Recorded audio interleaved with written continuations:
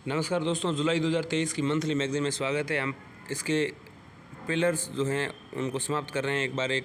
अब हम 5वें पिलर की ओर बढ़ रहे हैं, पर्यावरण एनवायरनमेंट। पहले ही इसके टॉपिक है जैव विविधता संशोधन विधेयक 2023 यानी कि बायोलॉजिकल डाइवर्सिटी अमेंडमेंट बिल 2023। हाल ही में संसद के दोनों सदनों में जैव विविधता संशोधन विधेयक 2023 पारित किया गया, यानी बायोलॉजिकल डाइवर्सिटी जो है अमेंडमेंट बिल 2023 पारित किया गया है। इसके द्वारा जैव विविधता अधिनियम 2002 में संशोधन किया गया है। जैव विविधता अधिनियम 2002 के बारे में अगर जाने तो ये अधिनियम भारत को संयुक्त राष्ट्र जैव विविधता अभिसमय यानी कि CBD 1992 के उस कन्वेंशन के उद्देश्यों को पूरा करने में मदद करने के लिए लागू किया गया है। ठीक है, मतलब 2002 में जो है CBD जो था, जिसको हम क्या कहते हैं, संयुक्त राष्ट्र जैव विविधता अभिसमय यानी कन्वेंशन ऑफ बायोडाइवर्सिटी यानी कि जैव विविधता पर अभिसमय, तो यूनाइटेड नेशंस के द्वारा संयुक्त राष्ट्र जैव विविधता अभिसमय CBD 1992 में आयोजित किया गया। उसको पूरा करने के लिए अधिनियम 2002 लाया गया और हाल ही में उस 2002 के अधिनियम में संशोधन किया गया है। जैव विविधता अधिनियम में निम्नलिखित उद्देश्य हैं। क्या है? जैव विविधता का संरक्षण, जैव विविधता के घटकों के संधारणीय उपयोग को बढ़ावा देना, जैविक संसाधनों के उपयोग से प्राप्त होने वाले लाभों को निष्पक्ष व न्याय संगत आधार पर साझा करना। इसके अलावा इस अधिनियम में विकेंद्रीकृत त्रिस्तरीय विनियामक की व्यवस्था का प्रावधान किया गया है।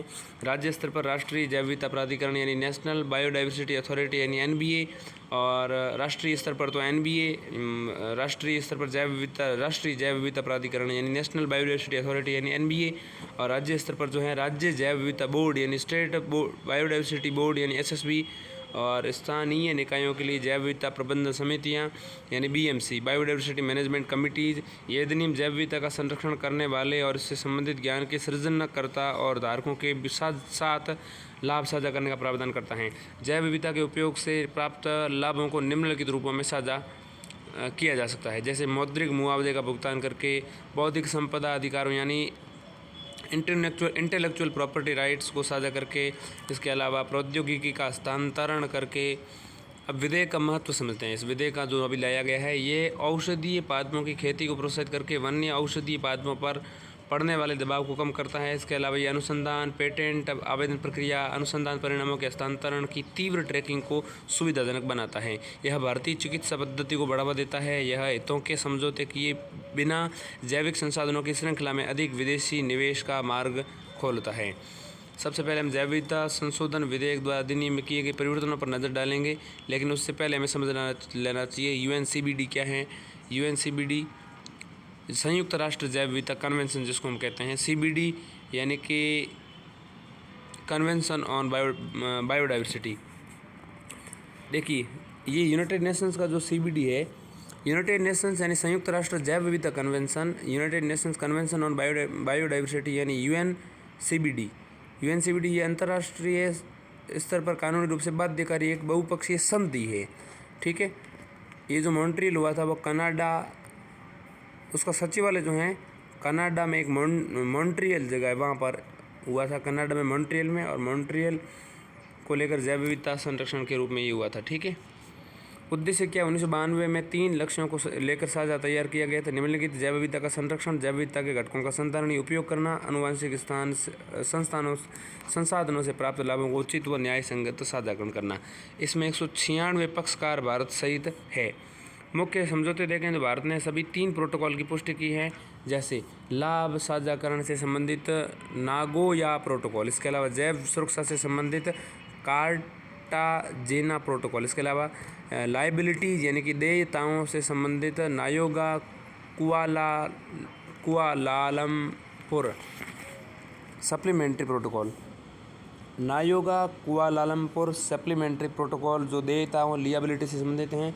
इसके अलावा कार्टाजेना प्रोटोकॉल और नायागा प्रोटोकॉल, 3 प्रोटोकॉल लाभ साझाकरण से संबंधित। पहला नागोया, इसके अलावा कार्टाजेना प्रोटोकॉल, इस दूसरा है नागोया कुआलालंपुर सप्लीमेंट्री प्रोटोकॉल जो देयताओं लायबिलिटी से संबंधित हैं। इसके अन्य महत्वपूर्ण तथ्य देखें तो CBD का शासी निकाय पक्षकारों का सम्मेलन जो हैं COP, और COP की बैठक जो है प्रत्येक 2 वर्ष में आयोजित की जाती हैं।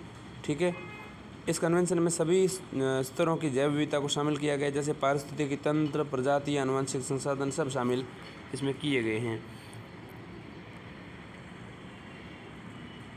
अब हम समझते हैं जैव विविधता संशोधन विधेयक अभी समय मतलब जैव विविधता संशोधन विधेयक द्वारा अधिनियम में किए गए परिवर्तनों पर नज़र। सबसे पहले कौन कौन से प्रावधान है जो 2000 में भी लागू थे और उनमें क्या बदलाव किया गया है। जैसे जैव विविधता अधिनियम 2000 जो था, बायोडाइवर्सिटी एक्ट जो था 2002, उस 2 वाले में छूट के दायरे में वृद्धि की गई है। ठीक है, मतलब इस अधिनियम 2002 के अंतर्गत जैव विविधता संसाधनों के उपयोग के लिए विनियामक के प्राधिकरण से पूर्व मंजूरी लेना या उसे सूचित करना अनिवार्य है 2002 के अंतर्गत। ठीक है, अब इसमें छूट के दायरे में किस प्रकार वृद्धि की गई है। ये संबंधित क्षेत्र के पंजीकरण, आयुष चिकित्सकों, स्थानीय लोगों और समुदायों, जैव विविधता को बढ़ावा देने वाले कृषकों को वाणिज्यिक उद्देश्यों के लिए जैविक संसाधनों हेतु उपयोग हेतु SSB जो हैं उन्हें पहले सूचित करने से छूट प्रदान करता है। 2023 में ये प्रावधान किया गया है। ठीक, इसके अलावा दूसरा है इंटेलेक्चुअल प्रॉपर्टी राइट्स IPR यानी कि बौद्धिक संपदा अधिकार के लिए मंजूरी 2002 वाले में देखें तो यह अधिनियम में स्पष्ट किया गया भारत से प्राप्त जैव विविधता संसाधनों से जुड़े IPR इंटेलेक्चुअल प्रॉपर्टी राइट्स के लिए आवेदन से पहले NBA नेशनल बायोडाइवर्सिटी अथॉरिटी या NBA जो राष्ट्रीय स्तर पर बनी हुई हैं, जिसको हम क्या कहते हैं नेशनल बायोडाइवर्सिटी अथॉरिटी, और SSB क्या है स्टेट बायोडाइवर्सिटी बोर्ड। तो जैसे पहला जो छूट में दायरे में वृद्धि हैं वो SSB को पहले सूचित करने से छूट प्रदान करता है, मतलब SSB को बिना सूचित किए भी अब संसाधनों का उपयोग किया जा सकेगा। इसके अलावा बौद्धिक संपदा अधिकार जो है उनके लिए NBA से मंजूरी लेना अनिवार्य था 2002 में, लेकिन अब इसमें क्या संशोधन किया गया है कि संशोधित प्रावधान के अनुसार अब IPR प्रदान करने से पहले NBA की मंजूरी लेनी पड़ेगी, न कि IPR के लिए आवेदन करने से पहले। IPR प्रदान करने से पहले जो है NBA की मंजूरी लेनी पड़ेगी, न कि IPR के लिए आवेदन करने से पहले। IPR प्रदान करने से पहले मंजूरी होगी, आवेदन करने के लिए पहले मंजूरी लेनी जरूरी नहीं है। इसके अलावा लाभ साझा करना अधिनियम 2002 में जैविक संसाधनों और इससे संबंधित ज्ञान का उपयोग करने वालों को स्थानीय समुदायों के साथ लाभ साझा करना अनिवार्य है। इसमें संशोधन क्या किया गया है लाभ साझा करने के संबंध में कि अब ये विधेयक जो नया संशोधित किया गया है इससे संहिताबद्ध पारंपरिक ज्ञान का उपयोग करने वाले भारतीयों को स्थानीय समुदायों के साथ लाभ साझा करने से छूट प्रदान करता है। ठीक है, तो संहिताबद्ध पारंपरिक ज्ञान, तो संहिताबद्ध पारंपरिक ज्ञान का मतलब हुआ कोडिफाइड ट्रेडिशनल नॉलेज। इसके अलावा अपराध और जुर्माना के संबंध में प्रावधान क्या किया गया है। अपराध और जुर्माना के संबंध में 2002 में तो था, इस अधिनियम में अलग अलग गतिविधियों के लिए सरकारी एजेंसियों से अनुमति नहीं लेने जैसे अपराधों के मामले में 5 वर्ष की सजा, जुर्माना अथवा दोनों का प्रावधान था। और अपराध और जुर्माने में अब क्या संशोधन किया गया है, तो इस विधेयक में कई कृत्यों को गैर आपराधिक बना दिया गया है। नियम के उल्लंघन के मामले में कारावास के स्थान पर जुर्माने का प्रावधान किया गया है। जुर्माने की जो राशि है 1 से 50 लाख, 1 लाख से 50 लाख रुपए तक होने की होगी। लगातार उल्लंघन की स्थिति में 1 करोड़ तक का अतिरिक्त जुर्माना लगाया जा सकता है। यहाँ दंड निर्धारित करने वाला अधिकारी सचिव, संयुक्त सचिव के स्तर से नीचे की रैंक का नहीं होना चाहिए। नेशनल बायोडाइवर्सिटी अथॉरिटी, राष्ट्रीय जैव विविधता प्राधिकरण, इस अधिनियम के अनुसार NBA में अध्यक्ष के अलावा 10 पदेन सदस्य होने थे 2002 में। इसमें विशेषज्ञों, वैज्ञानिकों के बीच से 5 गैर आधिकारिक सदस्य नियुक्त किए जाएंगे, ऐसा प्रावधान था 2002 में। अब इसमें जनजातीय कार्य, जैव विविधता प्रौद्योगिकी मामले से जुड़े मंत्रालयों का प्रतिनिधित्व करने वाले 16 पदेन सदस्य होंगे, 10 सदस्य की बजाय जोड़ दिए। और इसके अलावा राज्य जैव विविधता बोर्ड SSB के 4 प्रतिनिधि इसमें होंगे। इसके अलावा विशेषज्ञों, विशेष विधि विशेषज्ञ साथ में होगा, और इसमें विशेषज्ञों और वैज्ञानिकों के बीच में 5 आधिकारिक सदस्य, गैर आधिकारिक सदस्य नियुक्त किए जाएंगे। इसमें जैव विविधता का संरक्षण का अनुभव रखने वाले एक सचिव होगा जो NBA का मुख्य समन्वय अधिकारी होगा। अब विधेयक से जुड़ी प्रमुख चिंताएं देखें तो इसके संहिताबद्ध पारंपरिक ज्ञान यानी कि कोडिफाइड ट्रेडिशनल नॉलेज की परिभाषा में अस्पष्टता है। CBD codified traditional knowledge CBD यानी कि कन्वेंशन ऑन बायोडाइवर्सिटी, CBD के नागोया और कार्टाजेना प्रोटोकॉल में इस शब्दावली को परिभाषित नहीं किया गया है। यह शब्दावली की व्यापक व्याख्या की जाएगी तो इससे लगभग सभी पारंपरिक ज्ञान से होने वाले लाभ को साझा करने में छूट मिल सकती है। लाभ साझा करने के संबंध में निर्णय लेने में स्थानीय समुदायों की भूमिका में कमी है, तो ये भी एक प्रमुख चिंता है। ये विधेयक पारस्परिक रूप से सहमत शर्तों के निर्धारण में स्थानीय निकायों और लाभ पर दावा करने वालों की प्रत्यक्ष भूमिका जो है उनको समाप्त करता है। ठीक है, पहुंच और लाभ साझाकरण क्या है। असेस्ड भाई असेस एंड बेनिफिट शेयरिंग, ये आनुवंशिक संसाधनों तक पहुंच और उनके उपयोग से होने वाले लाभों को ऐसे संसाधनों का उपयोग करने वाले उपयोगकर्ताओं या देशों या ऐसे संसाधनों को मजबूत ऐसे संसाधनों को प्रदान करने वाले लोगों या देशों या प्रदाताओं के बीच में साझा करने की व्यवस्था है, जिसको पहुंच और लाभ साझाकरण कहते हैं। अब हम देखेंगे अपराधों को जुर्माने से जुड़ी चिंताएं। तो संशोधन विधेयक में 1 लाख रुपये से लेकर 1 करोड़ रुपये तक के जुर्माने का प्रावधान है। ये इस व्यापक सीमा के भीतर जुर्माने का निर्धारण करने हेतु निर्णय लेने वाले अधिकारी के लिए कानूनी मार्गदर्शन की आवश्यकता है। बड़ी कंपनियां पूर्व मंजूरी लेने या लाभों को साझा करने की अनिवार्यता से बच सकती हैं। अधिकांश आयुष कंपनियां जैसे प्रैक्टिस करने वाले आयुष चिकित्सकों के नाम पर पंजीकृत हैं। इन चिकित्सकों को छूट प्रदान करने से उनकी कंपनियों को भी छूट मिल सकती हैं। विदेशी प्रबंधन वाली भारत में पंजीकृत कंपनी को किसी निर्धारित जैविक संसाधन का उपयोग करने और उससे उत्पाद विकसित करने के लिए NBA नेशनल बायोडाइवर्सिटी अथॉरिटी से मंजूरी लेने की आवश्यकता नहीं होगी। ऐसे में NBA नेशनल बायोडाइवर्सिटी अथॉरिटी के संज्ञान के बिना उत्पाद की बिक्री से प्राप्त किसी भी प्रकार का मौद्रिक लाभ स्थानीय समुदायों तक नहीं पहुंच सकता। ऐसे में निष्कर्ष ये निकलता है कि ऊपर व्यक्त की गई चिंताओं को दूर करने की आवश्यकता है। इससे भारत की समृद्ध जैव विविधता और उससे जुड़ी पारंपरिक और समकालीन ज्ञान प्रणालियों के उद्देश्यों से समझौता किए बिना और उनके विकास और उपयोगिता को बाधित किए बिना उसका संरक्षण सुनिश्चित हो सकेगा। अगली सुर्खी है पौधा किस्म और कृषक अधिकार संरक्षण, protection of plant varieties and farmers right, तो यानी PPV एंड FR। तो PPV एंड VFR क्या है, सुर्खियों में क्यों है? दिल्ली हाईकोर्ट के पेप्सिको इंडिया होल्डिंग्स यानी PIH द्वारा दायर की गई एक अपील को खारिज किया गया है। गौरतलब है कि 2021 में PPV एंड FR यानी कि protection of plant varieties and farmers right, तो प्लांट वेराइटीज़ और फार्मर राइट्स को इनको प्रोटेक्शन देने की बात है। तो protection of plant varieties and farmers right यानी कि पौधा किस्म और कृषक अधिकार संरक्षण PPV एंड FR प्राधिकरण जो है, अथॉरिटी जो है, इसके आदेश को जारी कर आलू की एक किस्म FL 2027 के लिए पेप्सिको को जो मिले IPR पंजीकरण प्रमाण पत्र को रद्द कर दिया गया है। इसी के कारण पेप्सिको ने दिल्ली हाई कोर्ट में अपील दायर की। मुद्दा क्या है? FL 2027 नामक आलू की एक किस्म, व्यावसायिक नाम इसका FC5 है। FC5 को पेप्सिको ने अनुबंध कृषि व्यवस्था के तहत 2009 में व्यक्त किया था। FL 2027 किस्म को PPV एंड FR यानी कि protection of plant varieties and farmers right अधिनियम 2001 के तहत पंजीकृत किया गया था। FL 2027 किस्म जो है उसको PPV एंड FR इस अधिनियम 2001 के तहत पंजीकृत किया गया था। 2019 में जो है पेप्सिको ने गुजरात के कुछ किसानों पर इस अधिनियम के तहत पंजीकृत आलू की किस्म को अवैध रूप से उगाने और बौद्धिक संपदा अधिकार IPR का उल्लंघन करने के लिए मुकदमा दायर किया था।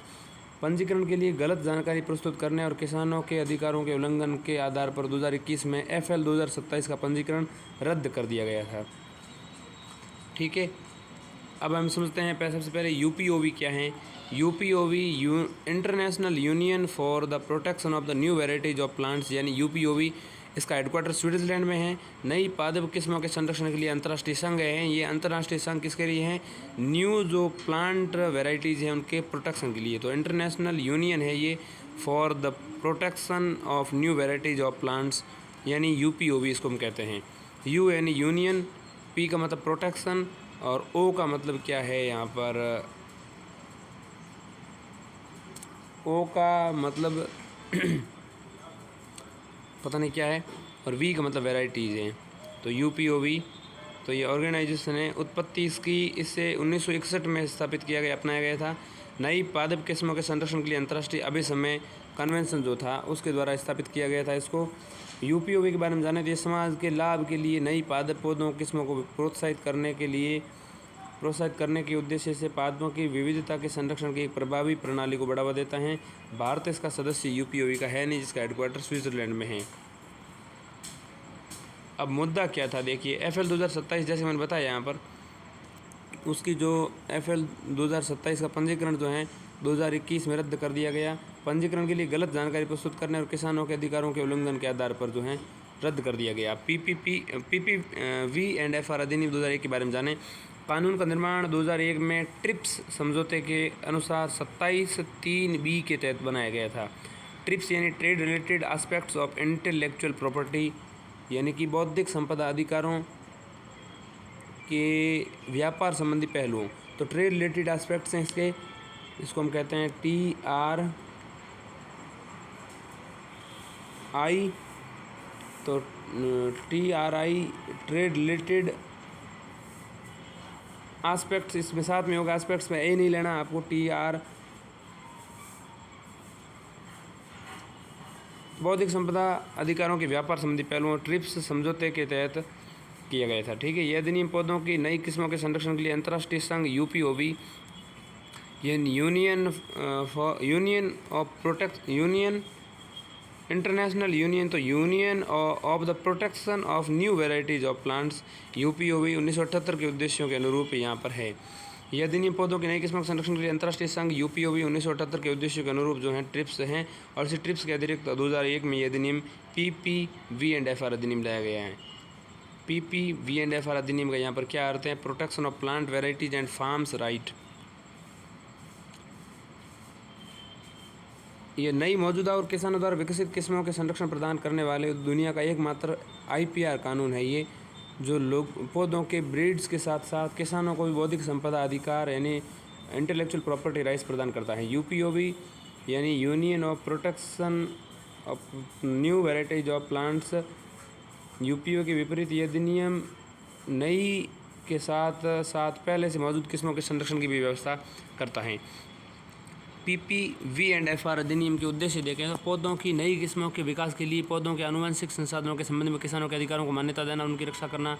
इसके अलावा उद्देश्य में दूसरा है देश में कृषिगत विकास में तेजी लाना। इसके अलावा पौधों के ब्रीड्स के अधिकारों की रक्षा करना, देश में बीज उद्योग के विकास को सुगम बनाना। अब हमें संरक्षण की अवधि देखें तो वृक्ष और लताओं के मामले में 18 वर्ष, इसके अलावा अन्य फसलों के लिए 15 वर्ष और पहले से मौजूद किस्मों के लिए 15 वर्ष। संस्थान और प्राधिकरण इसमें कौन कौन से हैं? तो पौधा किस्म संरक्षण अपीलीय अधिकरण इसमें है, जिसको हम कहते हैं PVPAT, पॉपैट कहते हैं। तो यह अधिकरण 1 वर्ष के भीतर अपील का जो निपटारा करेगा, इसको हम कहते हैं पौधा किस्म संरक्षण यानी plant varieties protection appellate tribunal. Plant variety protection appellate tribunal यानी PVPAT के निर्णयों को उच्च न्यायालय में चुनौती दी जा सकती है। पौधा किस्म और कृषक अधिकार संरक्षण प्राधिकरण, इसके अलावा संस्थान दूसरा है PPV एंड FR अथॉरिटी। इसकी स्थापना कृषि और कल्याण मंत्रालय के कृषि एवं किसान कल्याण विभाग ने अधिनियम के प्रावधानों को लागू करने के लिए किया है। यह अथॉरिटी को इसके प्रमुख कार्य हैं पौधों की नई किस्म का पंजीकरण करना, नई किस्मों के अलावा विकास और व्यावसायीकरण को सुविधाजनक बनाना। अधिनियम के तहत दिए गए अधिकार कौन कौन से हैं? जैसे पादप के ब्रीडर के अधिकार देखें तो पादप के ब्रीड जिसने बनाई उस ब्रीडर के अधिकार हैं। ब्रीडर के पास संरक्षित किस्मों के उत्पादन, बिक्री, मार्केटिंग, वितरण, आयात और निर्यात करने के विशेष अधिकार होते हैं। शोधकर्ताओं के अधिकार देखें तो शोधकर्ता प्रयोग या अनुसंधान के लिए इस अधिनियम के तहत पंजीकृत किसी भी किस्म का उपयोग कर सकते हैं। शोधकर्ता किसी अन्य किस्म का विकास करने के उद्देश्य से किसी किस्म का उपयोग प्रारंभिक स्रोत के रूप में भी कर सकते हैं। किसानों के अधिकार की बात करें तो किसान के पास इस नई किस्म को पंजीकृत करने और संरक्षित करने का अधिकार है। किसानों को PPV एंड FR यानी protection of plant varieties and farmers rights किसान PPV एंड FR अधिनियम 2001 के तहत संरक्षित बीजों की किस्मों के अलावा कृषि उत्पादों को संरक्षित करने, उपयोग करने, उनकी एक या एक से अधिक बार बुआई करने, उनका आदान प्रदान करने, सजा या बेचने का अधिकार। किसानों को PPV एंड FR यानी protection of plants varieties and farmer rights अधिनियम 2001 के तहत संरक्षित किस्म के ब्रांडेड बीजों को बेचने का अधिकार नहीं है। किसानों को बेचने का अधिकार नहीं है। किसी किस्म के बीजों को अपेक्षित परिणाम प्राप्त न नुकसान होने की स्थिति में किसान को मुआवजा प्रदान किया जाएगा। PPV एंड FR से संबंधित चिंताएं क्या है? बीजों तक सीमित पहुंच है। ब्रीडर को दिए गए अधिकारों के कारण पेटेंट वाले बीज महंगे हो जाते हैं, जिससे ये लघु एवं सीमांत तक किसानों की पहुंच से दूर हो सकता है। इसके अलावा हाइब्रिड और जेनेटिकली मॉडिफाइड यानी GM बीजों को प्राथमिकता देना, ये पौधों के आनुवंशिक संसाधनों के संरक्षण से संबंधित PPV यानी protection of plant varieties and farmer rights के उद्देश्य के प्रतिकूल हैं। हाइब्रिड और जेनेटिकली मॉडिफाइड बीजों को प्राथमिकता देना। इसके अलावा लागू करने में चुनौतियां, जागरूकता का अभाव, संसाधनों, बुनियादी ढांचे में कमी जैसी चुनौतियों के कारण इस कानून को प्रभावी तरीके से लागू करने में समस्याएं उत्पन्न होती हैं। इसके अलावा बायोपायरेसी संबंधी चिंताएं क्या है, देखिए बायोपायरेसी क्या होती है। स्थानीय समुदायों को उनके पारंपरिक ज्ञान और संसाधनों के उचित मुआवजा न देकर उनका शोषण किया जाता है, तो ये बायोपायरेसी है, उससे संबंधित चिंताएं भी यहाँ पर हैं। ऐसे में निष्कर्ष क्या निकाला जाता है, तो वैसे तो protection of plant varieties and farmer rights अधिनियम 2001 पादप ब्रीड्स शोधकर्ताओं और किसानों के हितों को बढ़ावा देता है, लेकिन जमीनी स्तर पर इससे अधिक प्रभावी बनाने के लिए इसे व्यापक रूप से लागू करने की ज़रूरत है।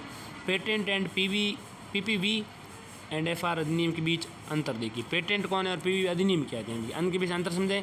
पेटेंट क्या कहता है, यह औद्योगिक उद्योग से संबंधित वस्तुओं यानी डिवाइसेज के लिए IPR से संबंधित इंटेलेक्चुअल प्रॉपर्टी राइट्स बौद्धिक संपदा अधिकारों से संबंधित हैं। इसके तहत किसी आविष्कार को सार्वजनिक करने के बदले किसी देश की सरकार द्वारा उसके आविष्कारक या आविष्कार के द्वारा अधिकृत किसी व्यक्ति संस्था को एक निश्चित समय के लिए मूल आविष्कार के संबंध में विशेष अधिकार प्रदान किया जाता है, उसको हम पेटेंट कहते हैं। इसमें लाभ साझाकरण का कोई प्रावधान यहाँ पर है नहीं।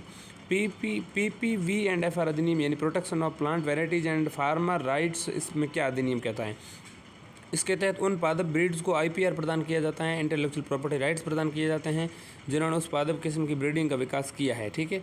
यह अधिनियम के तहत अधिसूचित फसल प्रजातियों की किस्मों को सुरक्षा देने के अलावा किसानों, ब्रीडर्स और शोधकर्ताओं को अधिकार प्रदान किया जाता है। इसमें लाभ साझा करने, किसानों को मुआवजा देने का प्रावधान आदि शामिल हैं। अगली जो खबर है वो है भारत में बाघ संरक्षण, टाइगर कंजर्वेशन इन इंडिया। बाघ की स्थिति पर report, status of tiger report. हाल ही में राष्ट्रीय बाघ संरक्षण प्राधिकरण यानी NTCA, national tiger conservation authority ने एक रिपोर्ट जारी की। इसका उद्देश्य, इसका शीर्षक क्या है, ध्यान दीजिए, भारत में बाघ, सहपरभक्षी और शिकार की स्थिति 2022, इस रिपोर्ट का नाम है। भारत में बाघ, सहपरभक्षी और शिकार की स्थिति 2022। बाघ की स्थिति रिपोर्ट के मुख्य बिंदु पर नज़र डालेंगे। उससे पहले भारत में बाघ, सहपरभक्षी और शिकार की स्थिति, इसका अंग्रेजी नाम देखें तो है स्टेटस ऑफ टाइगर्स को predators and prey in India. अब देखिए बाघ की रिपोर्ट में मुख्य बिंदु पर नज़र डालें तो एक तो भू क्षेत्र, इसमें बाघों की संख्या, इसमें टाइगर रिजर्व की सुरक्षा मजबूत करने की आवश्यकता है, ऐसे मुद्दों को उजागर किया गया है। देखिए इसमें तकनीक भी बताई गई है, ध्यान दीजिएगा। बाघ की स्थिति रिपोर्ट के प्रमुख बिंदुओं पर नज़र डालें तो भू क्षेत्र, भारत में कुल 53 टाइगर रिजर्व मौजूद हैं। भारत में कितने टाइगर रिजर्व मौजूद हैं, 53, और भारत के 2.3% भूभाग में फैले हुए हैं। 2.3 जितना लगभग भारत दुनिया का भूभाग घेरे हुए, भारत के भूभाग का ही उतने प्रतिशत जो है टाइगर रिजर्व हैं। बाघों की संख्या वर्तमान में दुनिया भर में पाए जाने वाले वन्य बाघों की लगभग 75% आबादी भारत में मौजूद हैं। मध्य भारत, शिवालिक पहाड़ियों और गंगा के मैदानों में बाघों की आबादी में उल्लेखनीय वृद्धि दर्ज की गई है। टाइगर रिजर्व की सुरक्षा मजबूत करने की आवश्यकता है। लगभग 35% टाइगर रिजर्व में तत्काल सुरक्षा उपाय करने और बाघों को फिर से बसाने की आवश्यकता है। बाघों की गणना के लिए उपयोग की गई तकनीक MSTRIPES यानी monitoring system for tiger intensive protection and ecological status. इस तकनीक में बाघ पर्यावास क्षेत्र से जानकारी एकत्र करने के लिए ग्लोबल पोजिशनिंग सिस्टम GPS और रिमोट सेंसिंग का उपयोग किया जाता है। कैमरा ट्रैप पर आधारित कैप्चर रिकैप्चर। कैमरा ट्रैप सर्वेक्षण बाघों की आबादी और घनत्व का अनुमान लगाने के लिए एक प्रमाणित विधि है।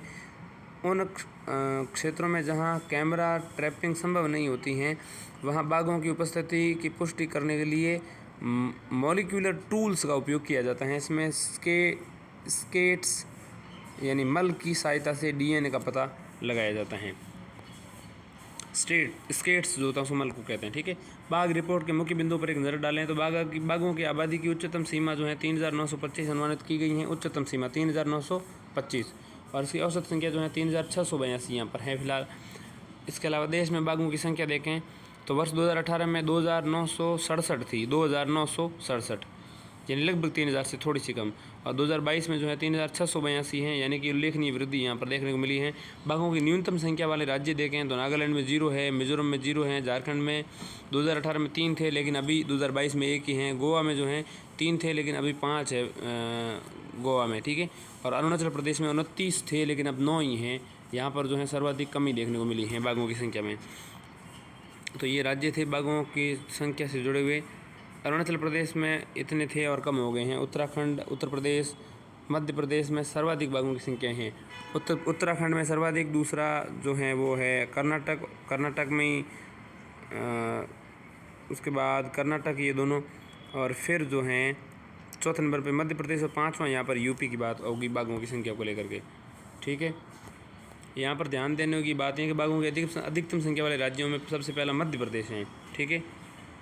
मध्य प्रदेश हैं जहाँ पर 526 बाघों की संख्या है। 2018 में 526 थी और 785 हो गई हैं 2022 में। 18 और 22 का अंतर बता रहा हूँ। पहले 526 थी, अब 785 हो गई मध्य प्रदेश में। कर्नाटक में 524 थी, 563 हुई हैं। उत्तराखंड में 442 थी, 560 हो गई हैं। महाराष्ट्र में 312 थी, 444 हो गई हैं। और तमिलनाडु में 264 थी, अब 306 हो गई हैं। तो इनमें संख्या जो है लगभग सब में बड़ी हैं, लेकिन सर्वाधिक अभी मध्य प्रदेश है, फिर कर्नाटक है, फिर उत्तराखंड है, फिर महाराष्ट्र और तमिलनाडु यहाँ पर है, ठीक है। बाघों के सर्वाधिक संख्या वाले रिजर्व देखें तो जिम कॉर्बेट उत्तराखंड का रिजर्व जो है उसमें 260 बाघों की संख्या वर्तमान में है। पहले 231 थी 18 में। बांदीपुर कर्नाटक का जो है उसमें 150 यहाँ पर फिलहाल 150 हैं, उसमें 126 ही थी पहले। नागरहोल जो है उसमें 141 बाघों की संख्या फिलहाल है और 127 18 में थी। कर्नाटक में ही है नागरहोल भी और बांदीपुर भी, ठीक। इसके अलावा बांधवगढ़ जो है मध्य प्रदेश के टाइगर रिजर्व में 104 थी लेकिन अब 135 है। और दुधवा उत्तर प्रदेश में 82 थी लेकिन 135 हुई हैं। तो इनमें भी उल्लेखनीय वृद्धि देखने को मिली है। बाघ विहीन रिजर्व देखें तो मिजोरम का दंपा, इसके अलावा अरुणाचल प्रदेश का कामलांग, और इसके अलावा कवाल है तेलंगाना का, और उड़ीसा का सतकोसिया, और महाराष्ट्र का सह्याद्री। तो ये सारे बाघ विहीन रिजर्व में आते हैं।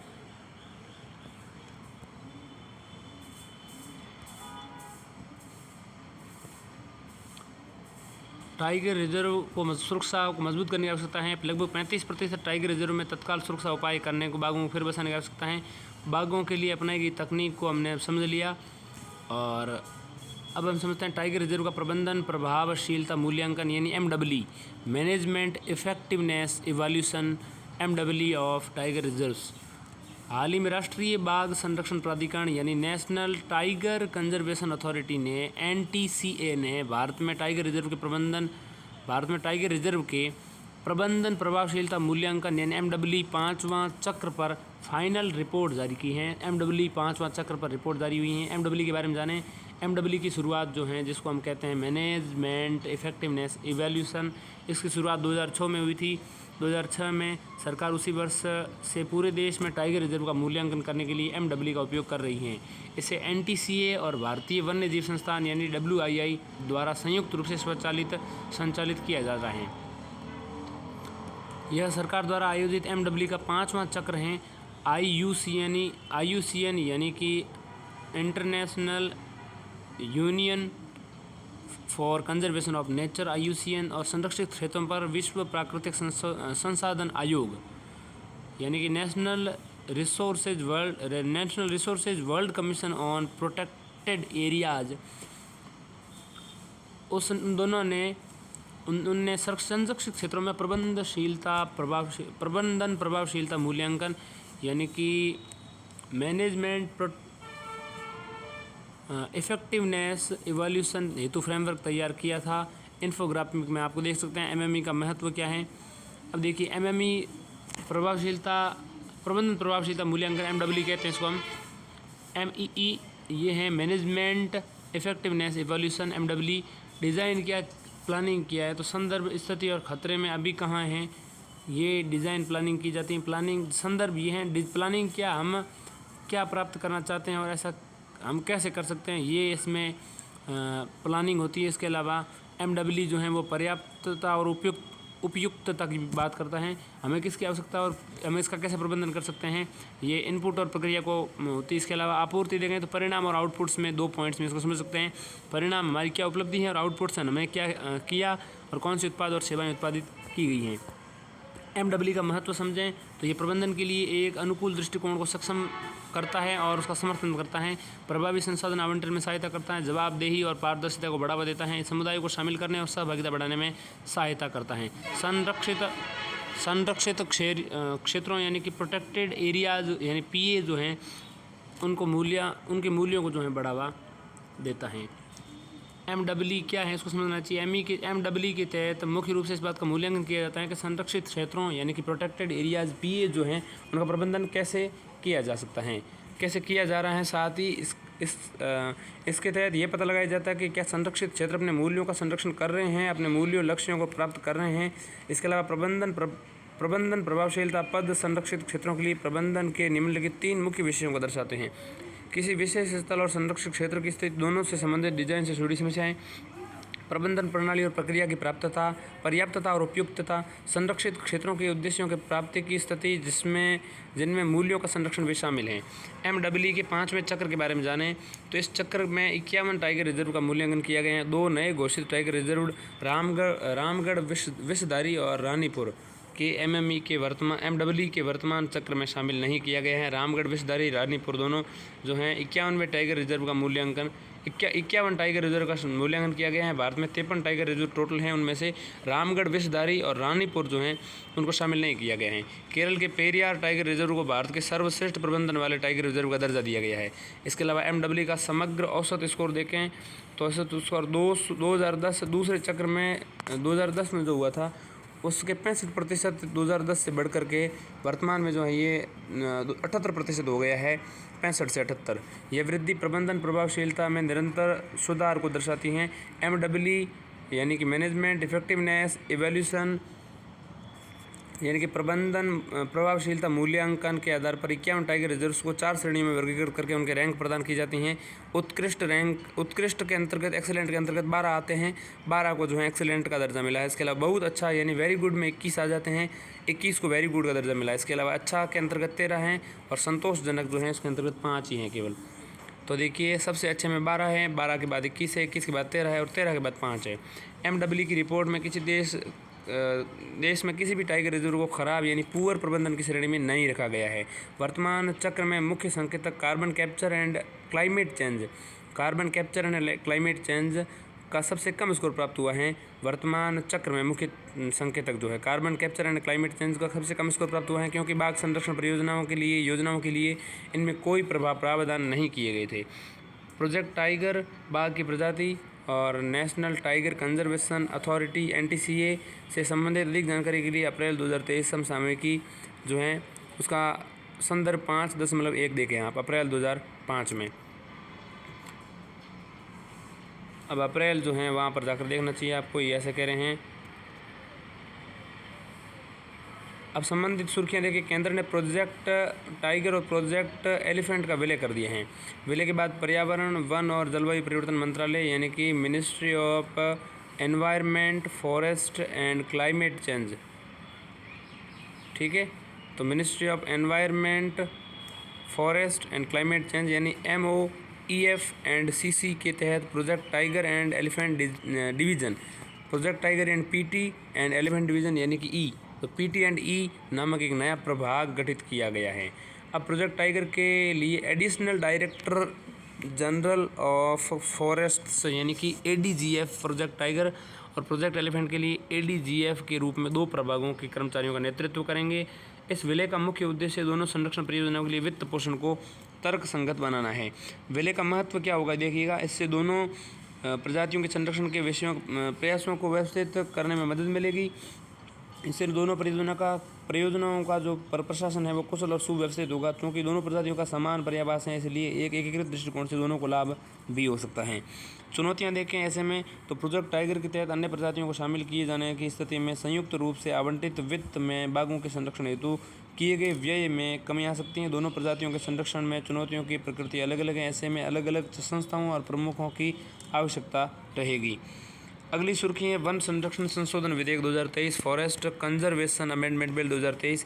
हाल ही में संसद के दोनों सदनों में वन संरक्षण संशोधन विधेयक 2023 पारित किया गया। वन संरक्षण संशोधन विधेयक 2023 के बारे में जानते हैं। ये विधेयक वन संरक्षण अधिनियम 1980 में प्रावधान करता है। वन संरक्षण अधिनियम 1980 का है और पर्यावरण 1986 का है। तो वन संरक्षण अधिनियम 1980 जो है उसमें संशोधन किया गया है 2023 में। सबसे पहले हम समझते हैं वन जो है वो भारत की संविधान की 7वीं अनुसूची जो है उसमें समवर्ती सूची का विषय है वन। समवर्ती सूची में होने के कारण संसद को इस विषय पर कानून बनाने का अधिकार मिल जाता है। वन संरक्षण अधिनियम 1980 क्या है? इस यह अधिनियम जो है गैर वन्य उद्देश्यों के लिए वनों को काटने, वन भूमि के उपयोग पर प्रतिबंध लगाता है। साथ ही इसके किसी भी प्रावधान के उल्लंघन के लिए दंड का प्रावधान भी करता है। संशोधन के बाद अब मूल अधिनियम को जो है वन संरक्षण संवर्धन अधिनियम 1980 के नाम से जाना जाएगा। वन संरक्षण और संवर्धन अधिनियम 1980 के नाम से अब जाना जाएगा।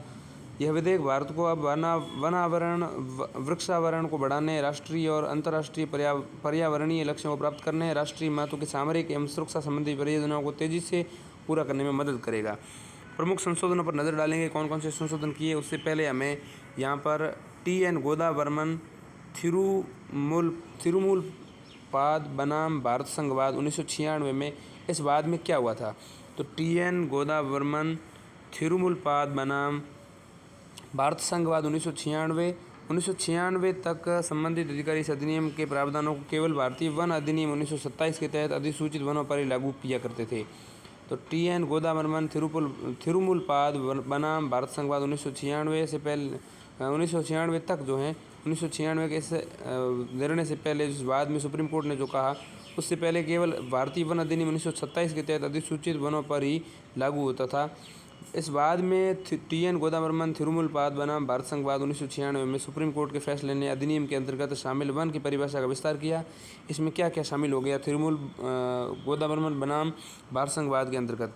तो इस वाद के अंतर्गत वन की परिभाषा का विस्तार किया। इसमें निम्नलिखित चीज़ें शामिल कर दी इन्होंने। किसी भी सरकारी यानी केंद्र राज्य रिकॉर्ड में वन के रूप में दर्ज सभी क्षेत्र चाहे वे किसी भी स्वामित्व, मान्यता अथवा वर्गीकरण के तहत आते हैं वो वन कहलाएंगे। ऐसा TN गोदावर्मन थिरुमुलपाद बनाम भारत संघवाद 1996 में सुप्रीम कोर्ट ने कहा। सभी क्षेत्र जो वन शब्दकोश के अर्थ के अनुरूप हैं 1996 के आदेश के बाद सुप्रीम कोर्ट द्वारा गठित विशेषज्ञ समिति द्वारा वन के रूप में निर्धारित क्षेत्र। ठीक है, अब हम प्रमुख संशोधनों पर नजर डालते हैं। तो सबसे पहले यह संशोधन TN गोदावर्मन थिरुमुलपाद बनाम भारत संघवाद 1996 में सुप्रीम कोर्ट के फैसले की उत्पन्न अस्पष्टता के बाद अधिनियम को लागू करने के दायरे को स्पष्ट करता है। ठीक है, इसमें प्रस्तावना प्रीएम्बल के रूप में क्या कहा गया है? देखिए, संशोधन के जरिए इस अधिनियम में एक प्रस्तावना शामिल हो गई है। इसमें भारत के राष्ट्रीय स्तर पर निर्धारित योगदान यानी NDC यानी NDC यहाँ पर कहा गया है नेशनलिटी डिटरमाइंड कंट्रीब्यूशन। तो राष्ट्रीय स्तर पर नेशनली डिटरमाइंड कंट्रीब्यूशन जो है संबंधी लक्ष्यों और अन्य राष्ट्रीय लक्ष्यों को शामिल किया गया है। ठीक है, 2070 तक निवल शून्य उत्सर्जन को प्राप्त करना, 2030 तक 2.5 से 3 बिलियन टन CO2 के बराबर अतिरिक्त कार्बन सिंक का निर्माण करना, 2030 तक जो है 2.5 से लेकर 2.5 से 3 billion ton 2.5 billion ton CO2 के 2.5 यानी 2.5 से अब 3 बिलियन टन CO2 के बराबर अतिरिक्त कार्बन सिंक का निर्माण करने की बात यहाँ पर की गई है। पौधों का उगाने की बात यहाँ पर की जा रही है। अधिनियम के तहत प्रावधानों के तहत शामिल की गई भूमि के निम्नलिखित बिंदु इसमें शामिल होंगे। भारतीय वन अधिनियम 1927 या अन्य कानूनों के तहत वन के रूप में घोषित या अधिसूचित भूमि 1980 या उसके बाद सरकारी रिकॉर्ड में वन के रूप में दर्ज भूमि। ये रिकॉर्ड्स राज्य सरकारों, केंद्र सरकारों के राजस्व विभाग में वन विभाग द्वारा दर्ज किए जाते हैं। ठीक है, इसमें ऐसी भूमि शामिल नहीं है जिससे 1996 या उससे पहले वन से गैर वन्य उद्देश्य हेतु उपयोग आधिकारिक रूप से परिवर्तित किया जा चुका है। तो ऐसी भूमि इसमें शामिल नहीं है जो अब परिवर्तित हो ही चुकी हैं। छूट प्राप्त इस दायरे के बाहर रखी गई भूमियों का श्रेणियाँ देखें तो भूमि की कुछ श्रेणियों को अधिनियम के दायरे से बाहर रखा गया है। इसको हम इन्फोग्राफिक के माध्यम से समझ लेंगे। इसके अलावा जो भूमि इस अधिनियम के तहत स्पष्ट रूप से शामिल नहीं की गई हैं उस पर वृक्ष लगाना, वृक्षारोपण या पुनर्नवीनीकरण करने की अनुमति है। वानिकी यानी फॉरेस्ट्री गतिविधियों के तहत अतिरिक्त गतिविधियों को शामिल करना, निम्नलिखित गतिविधियों को गैर वन्य उद्देश्यों की परिभाषा से बाहर किया गया है। संरक्षित क्षेत्रों के अलावा अन्य वन क्षेत्रों में वन्य जीव संरक्षण अधिनियम 1972। तो वन्य जीव संरक्षण अधिनियम 1972 के तहत चिड़ियाघरों, सफारी की स्थापना करना, ये जो है वानिकी फॉरेस्ट्री गतिविधियों के तहत अतिरिक्त गतिविधियों में शामिल किया गया है, तो इनको अतिरिक्त गतिविधियों में कर दिया, फॉरेस्ट्री के अंतर्गत अब ये नहीं आते हैं। इसके अलावा संबंधित क्षेत्र में लागू योजनाओं में शामिल इको टूरिज्म सुविधाएं भी इसके बाहर हो गई हैं। इसके अलावा पुनरुद्धार करने वाली गतिविधियां सहित वनस्पति संवर्धन गतिविधियां इसके बाहर हो गई हैं। केंद्र सरकार द्वारा निर्धारित की गई कोई अन्य गतिविधियां भी इससे बाहर हो गई हैं। वन भूमि के आवंटन पट्टे में एकरूपता संशोधन में ये कहा, राज्य सरकारों को अब पट्टे के रूप में या अन्य प्रकार के सरकारी संस्थानों को वन भूमि आवंटित करने से पहले केंद्र सरकार की पूर्व मंजूरी लेना अनिवार्य है। इससे पहले केवल निजी संस्थानों को भूमि आवंटित करने के लिए केंद्र सरकार की पूर्व मंजूरी लेना अनिवार्य था, लेकिन अब हर प्रकार के जो हैं उसमें केंद्र की अनुमति जरूरी होगी। निम्नलिखित के मामले में केंद्र सरकार को और अधिक अधिकार प्रदान किया गया है, जैसे किसी भी सर्वेक्षण के लिए शर्त और विनियम निर्धारित करना, जिसमें टो लेना, पूर्वेक्षण, जांच या अन्वेषण सहित भूकंप सर्वेक्षण को गैर वन्य उद्देश्यों के रूप में नहीं माना जाएगा। छूट प्राप्त इसके दायरे के बाहर रखी गई भूमियों के लिए कोई भी शर्तें नियम बनाना इनमें शामिल हैं जिन पर वृक्षों की कटाई की भरपाई के लिए वृक्ष लगाए जाते हैं, तो उनको शर्तों के बाहर रखा गया। इस अधिनियम को लागू करने के लिए किसी भी सरकारी प्राधिकरण या संगठन को निर्देश जारी करना। अब छूट के दायरे से बाहर की परियोजनाएं कौन सी और छूट की सीमा के लिए कौन कौन सी देखते हैं। छूट प्राप्त भूमि या कुछ प्रकार की भूमि को इस अधिनियम के दायरे से बाहर रखा गया है, जैसे किसी बस्ती या रेलवे तक कनेक्टिविटी या सड़क या रेलवे के किनारे छोटी सुविधाओं से संबंधित परियोजनाएं। इसके अलावा राष्ट्रीय महत्व और राष्ट्रीय सुरक्षा से संबंधित परियोजनाएं। इसके अलावा सुरक्षा संबंधी अवसंरचना का निर्माण करने वाली परियोजनाएं। इसके अलावा रक्षा परियोजनाएं, अर्धसैनिक बलों के लिए शिविर या सार्वजनिक या उपयोगिता वाली परियोजनाएं। छूट के लिए सीमा दी गई हैं, तो रेलवे लाइन या सरकार की देखरेख में निर्मित सार्वजनिक सड़क के किनारे 0.1 यानी 0.1 हेक्टेयर तक की वन भूमि जो है उनको छूट के लिए सीमा दी गई है। इसके अलावा देखिए, अंतर्राष्ट्रीय सीमाओं का या नियंत्रण रेखा या वास्तविक नियंत्रण रेखा के 100 किलोमीटर के भीतर तक की भूमि जो है उनको भी छूट दी गई है। 10 हेक्टेयर तक की वन भूमि उनको भी छूट दी गई है, और वामपंथी उग्रवाद से प्रभावित क्षेत्र में 5 हेक्टेयर तक की भूमि जो है उनको छूट दी गई है। अब विधेयक को लेकर चिंताएं क्या है वो उस पर ध्यान देने की आवश्यकता है। वन संरक्षण अधिनियम 1980 के उद्देश्य के विपरीत हैं। वन संरक्षण अधिनियम 1980 के उद्देश्य के विपरीत हैं, ऐसी आलोचना कुछ करते हैं लोग। बहुत सारी गतिविधियों को गैर वन्य उद्देश्यों के दायरे के बाहर किए जाने से बड़े पैमाने पर वनों की कटाई को बढ़ावा मिल सकता है। सुप्रीम कोर्ट के 1996 के TN गोदावर्मन थिरुमुलपाद बनाम भारत संघवाद के निर्णय को अप्रभावित करता है ये नियम। इस अधिनियम के दायरे में गैर रिकॉर्डेड वनों को बाहर रखने से वनों का एक बड़ा भाग असुरक्षित हो जाएगा। उदाहरण के लिए, मान्यता न मिलने से हरियाणा में पवित्र उपवन मांगरी बनी को प्राप्त संरक्षण जो है समाप्त हो जाएगा। इसके अलावा वन अधिकार अधिनियम यानी कि फॉरेस्ट राइट्स एक्ट यानी कि अनुसूचित जनजाति अन्य पारंपरिक वन निवासी वन अधिकारों की मान्यता 2006 पर प्रभाव। अब सरकार को मंजूरी या स्वीकृति के लिए ग्राम सभा जैसे स्थानीय निकायों से अनुमति लेने से छूट मिल जाएगी। संघवाद के विरुद्ध देखें तो अब राज्य सरकारों को सरकारी संस्थाओं को वन भूमि के पट्टे देने से पहले केंद्र सरकार की मंजूरी लेनी पड़ेगी, तो ये संघवाद के भी विपरीत हैं। पारिस्थितिक रूप से संवेदनशील क्षेत्रों को खतरा है। अंतर्राष्ट्रीय सीमा सुरक्षा संबंधी सभी परियोजनाओं के लिए पूरी तरह से छूट देने से पारिस्थितिक रूप से संवेदनशील क्षेत्रों में जैव विविधता के लिए हानिकारक हो सकता है। पूर्वोत्तर भारत में इस तरह की चिंता देखी जा रही है। वृक्षारोपण बनाम प्राकृतिक वन। देखिए, प्राकृतिक वनों द्वारा प्रदान की गई पारिस्थितिक सेवाओं की भरपाई कृत्रिम रूप से वृक्षारोपण द्वारा नहीं प्राप्त की जा सकती।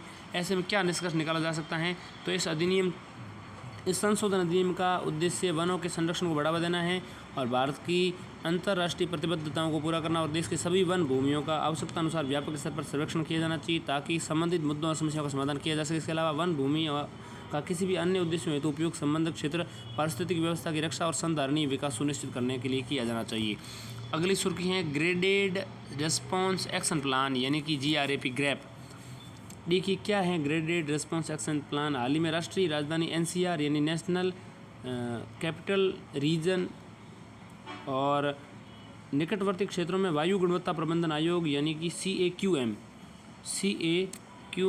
जिसको हम क्या कहते हैं, commission for air quality management.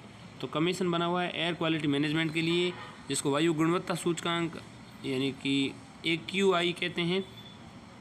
देखिए, यहाँ पर CAQM तो यानी commission for air quality management ने वायु गुणवत्ता प्रबंधन आयोग जो है उसने ग्रैप में संशोधन की घोषणा की है। ठीक है, इसमें संशोधन का उद्देश्य इस क्षेत्र में अंतर्गत वायु प्रदूषण में जो है कमी लाना है, तो इसलिए यहाँ पर संशोधन की बात की जा रही है। और ये CAQ हमने मौजूदा ग्रैप का जो नियम है, यानी जिसको हम क्या कहते हैं, graded response action plan grab जो है उसमें संशोधन की घोषणा की है CAQM ने। ठीक है, CAQM का मतलब क्या है, commission for air quality management. अब graded action response action plan यानी ग्रैप के बारे में जानें तो ग्रैप वस्तुतः दिल्ली के वायु गुणवत्ता सूचकांक यानी एयर क्वालिटी इंडेक्स AQI के स्तर पर आधारित एक आपातकालीन कार्रवाई प्रणाली है। ये दिल्ली NCR में खराब होती वायु गुणवत्ता का समाधान करने के लिए सभी हितधारकों को एक साथ लाती हैं। MC मेहता बनाम भारत संघ व 2016 में सुप्रीम कोर्ट के आदेश के अनुसार दिल्ली NCR की वायु गुणवत्ता के संबंध में ग्रैप तैयार किया गया था। ठीक है, MC मेहता बनाम भारत संघ व 2016 जो है उसमें सुप्रीम कोर्ट के आदेश के अनुसार ही दिल्ली NCR की वायु गुणवत्ता के संबंध में ग्रैप को तैयार किया गया था। 2016 की बातें हैं। NC मेहता बनाम भारत संघवाद में ग्रैप को पहली बार पर्यावरण, वन और जलवायु परिवर्तन मंत्रालय ने जनवरी 2017 में पर्यावरण संरक्षण अधिनियम 1986 के तहत अधिसूचित किया था। अधिसूचना के अनुसार दिल्ली NCR के लिए ग्रैप यानी कि ग्रेडेड रिस्पांस एक्शन प्लान को लागू करने की जिम्मेदारी अब भंग हो चुके पर्यावरण प्रदूषण निवारण और अधिनियम और प्राधिकरण पर आ गई हैं। तो पर्यावरण प्रदूषण निवारण एवं नियंत्रण प्राधिकरण जो है environment pollution prevention and control authority, जिसको हम क्या कहते हैं EPPCA। सबसे पहले ग्रैप का महत्व समझते हैं, उससे पहले NCR और निकटवर्ती क्षेत्रों की वायु गुणवत्ता प्रबंधन आयोग जो है उसको समझते हैं। तो commission for air quality management in NCR and adjoining areas यानी CAQM, इससे 2020 में गठित किया गया था। बाद में राष्ट्रीय राजधानी दिल्ली क्षेत्र और निकटवर्ती वायु प्रबंधन गुणवत्ता आयोग अधिनियम 2020 में गठित किया गया। अधिनियम 2021 के माध्यम से इसमें वैधानिक निकाय का दर्जा दिया गया था। ठीक है, 2021 में वैधानिक निकाय का दर्जा दिया गया था CAQM को, यानी कि commission for air quality management in NCR and adjoining areas जो भी हैं। तो NCR और एडजॉइंटिंग एरियाज आप दिमाग में रखिए। Commission for air quality management है, ये 2020 में गठित किया। 2021 को इसको वैधानिक दर्जा मिला। वायु गुणवत्ता सूचकांक से जुड़ी समस्याओं की पहचान और समाधान और समन्वय अनुसंधान में सुधार करना इसका कार्य है। आयोग के लिए निगरानी और पहचान, सुरक्षा उपायों और प्रवर्तन और अनुसंधान और विकास पर उप समितियाँ गठित करना जो है अनिवार्य हैं। ये उप समितियाँ की अब ग्रैप का महत्व समझें तो इससे पूरे दिल्ली NCR के क्षेत्र में चरण दर चरण यानी स्टेप बाय स्टेप योजना निर्माण संभव है। ये सभी प्रदूषण नियंत्रण बोर्ड, औद्योगिक क्षेत्र प्राधिकरण जैसी कई एजेंसियों को एक साथ लाती हैं ग्रैप। ठीक, इसके अलावा ये जवाबदेही और समय सीमा तय करती हैं। इससे अग्र सक्रिय तरीके से समय सीमा से पहले दिल्ली में BS4 ईंधन नामक लागू करने जैसी नीतियों को तैयार करने में भी मदद मिली है। ये विशेषकर सर्दियों के दौरान NCR में वायु प्रदूषण को नियंत्रित करने के लिए करती हैं। सक्रिय भागीदारी के लिए नागरिक चार्टर को भी लागू करती हैं। ठीक है, अक्टूबर 2022 में ग्रैप को वायु गुणवत्ता सूचकांक यानी एयर क्वालिटी इंडेक्स के आधार पर लागू किया जा रहा।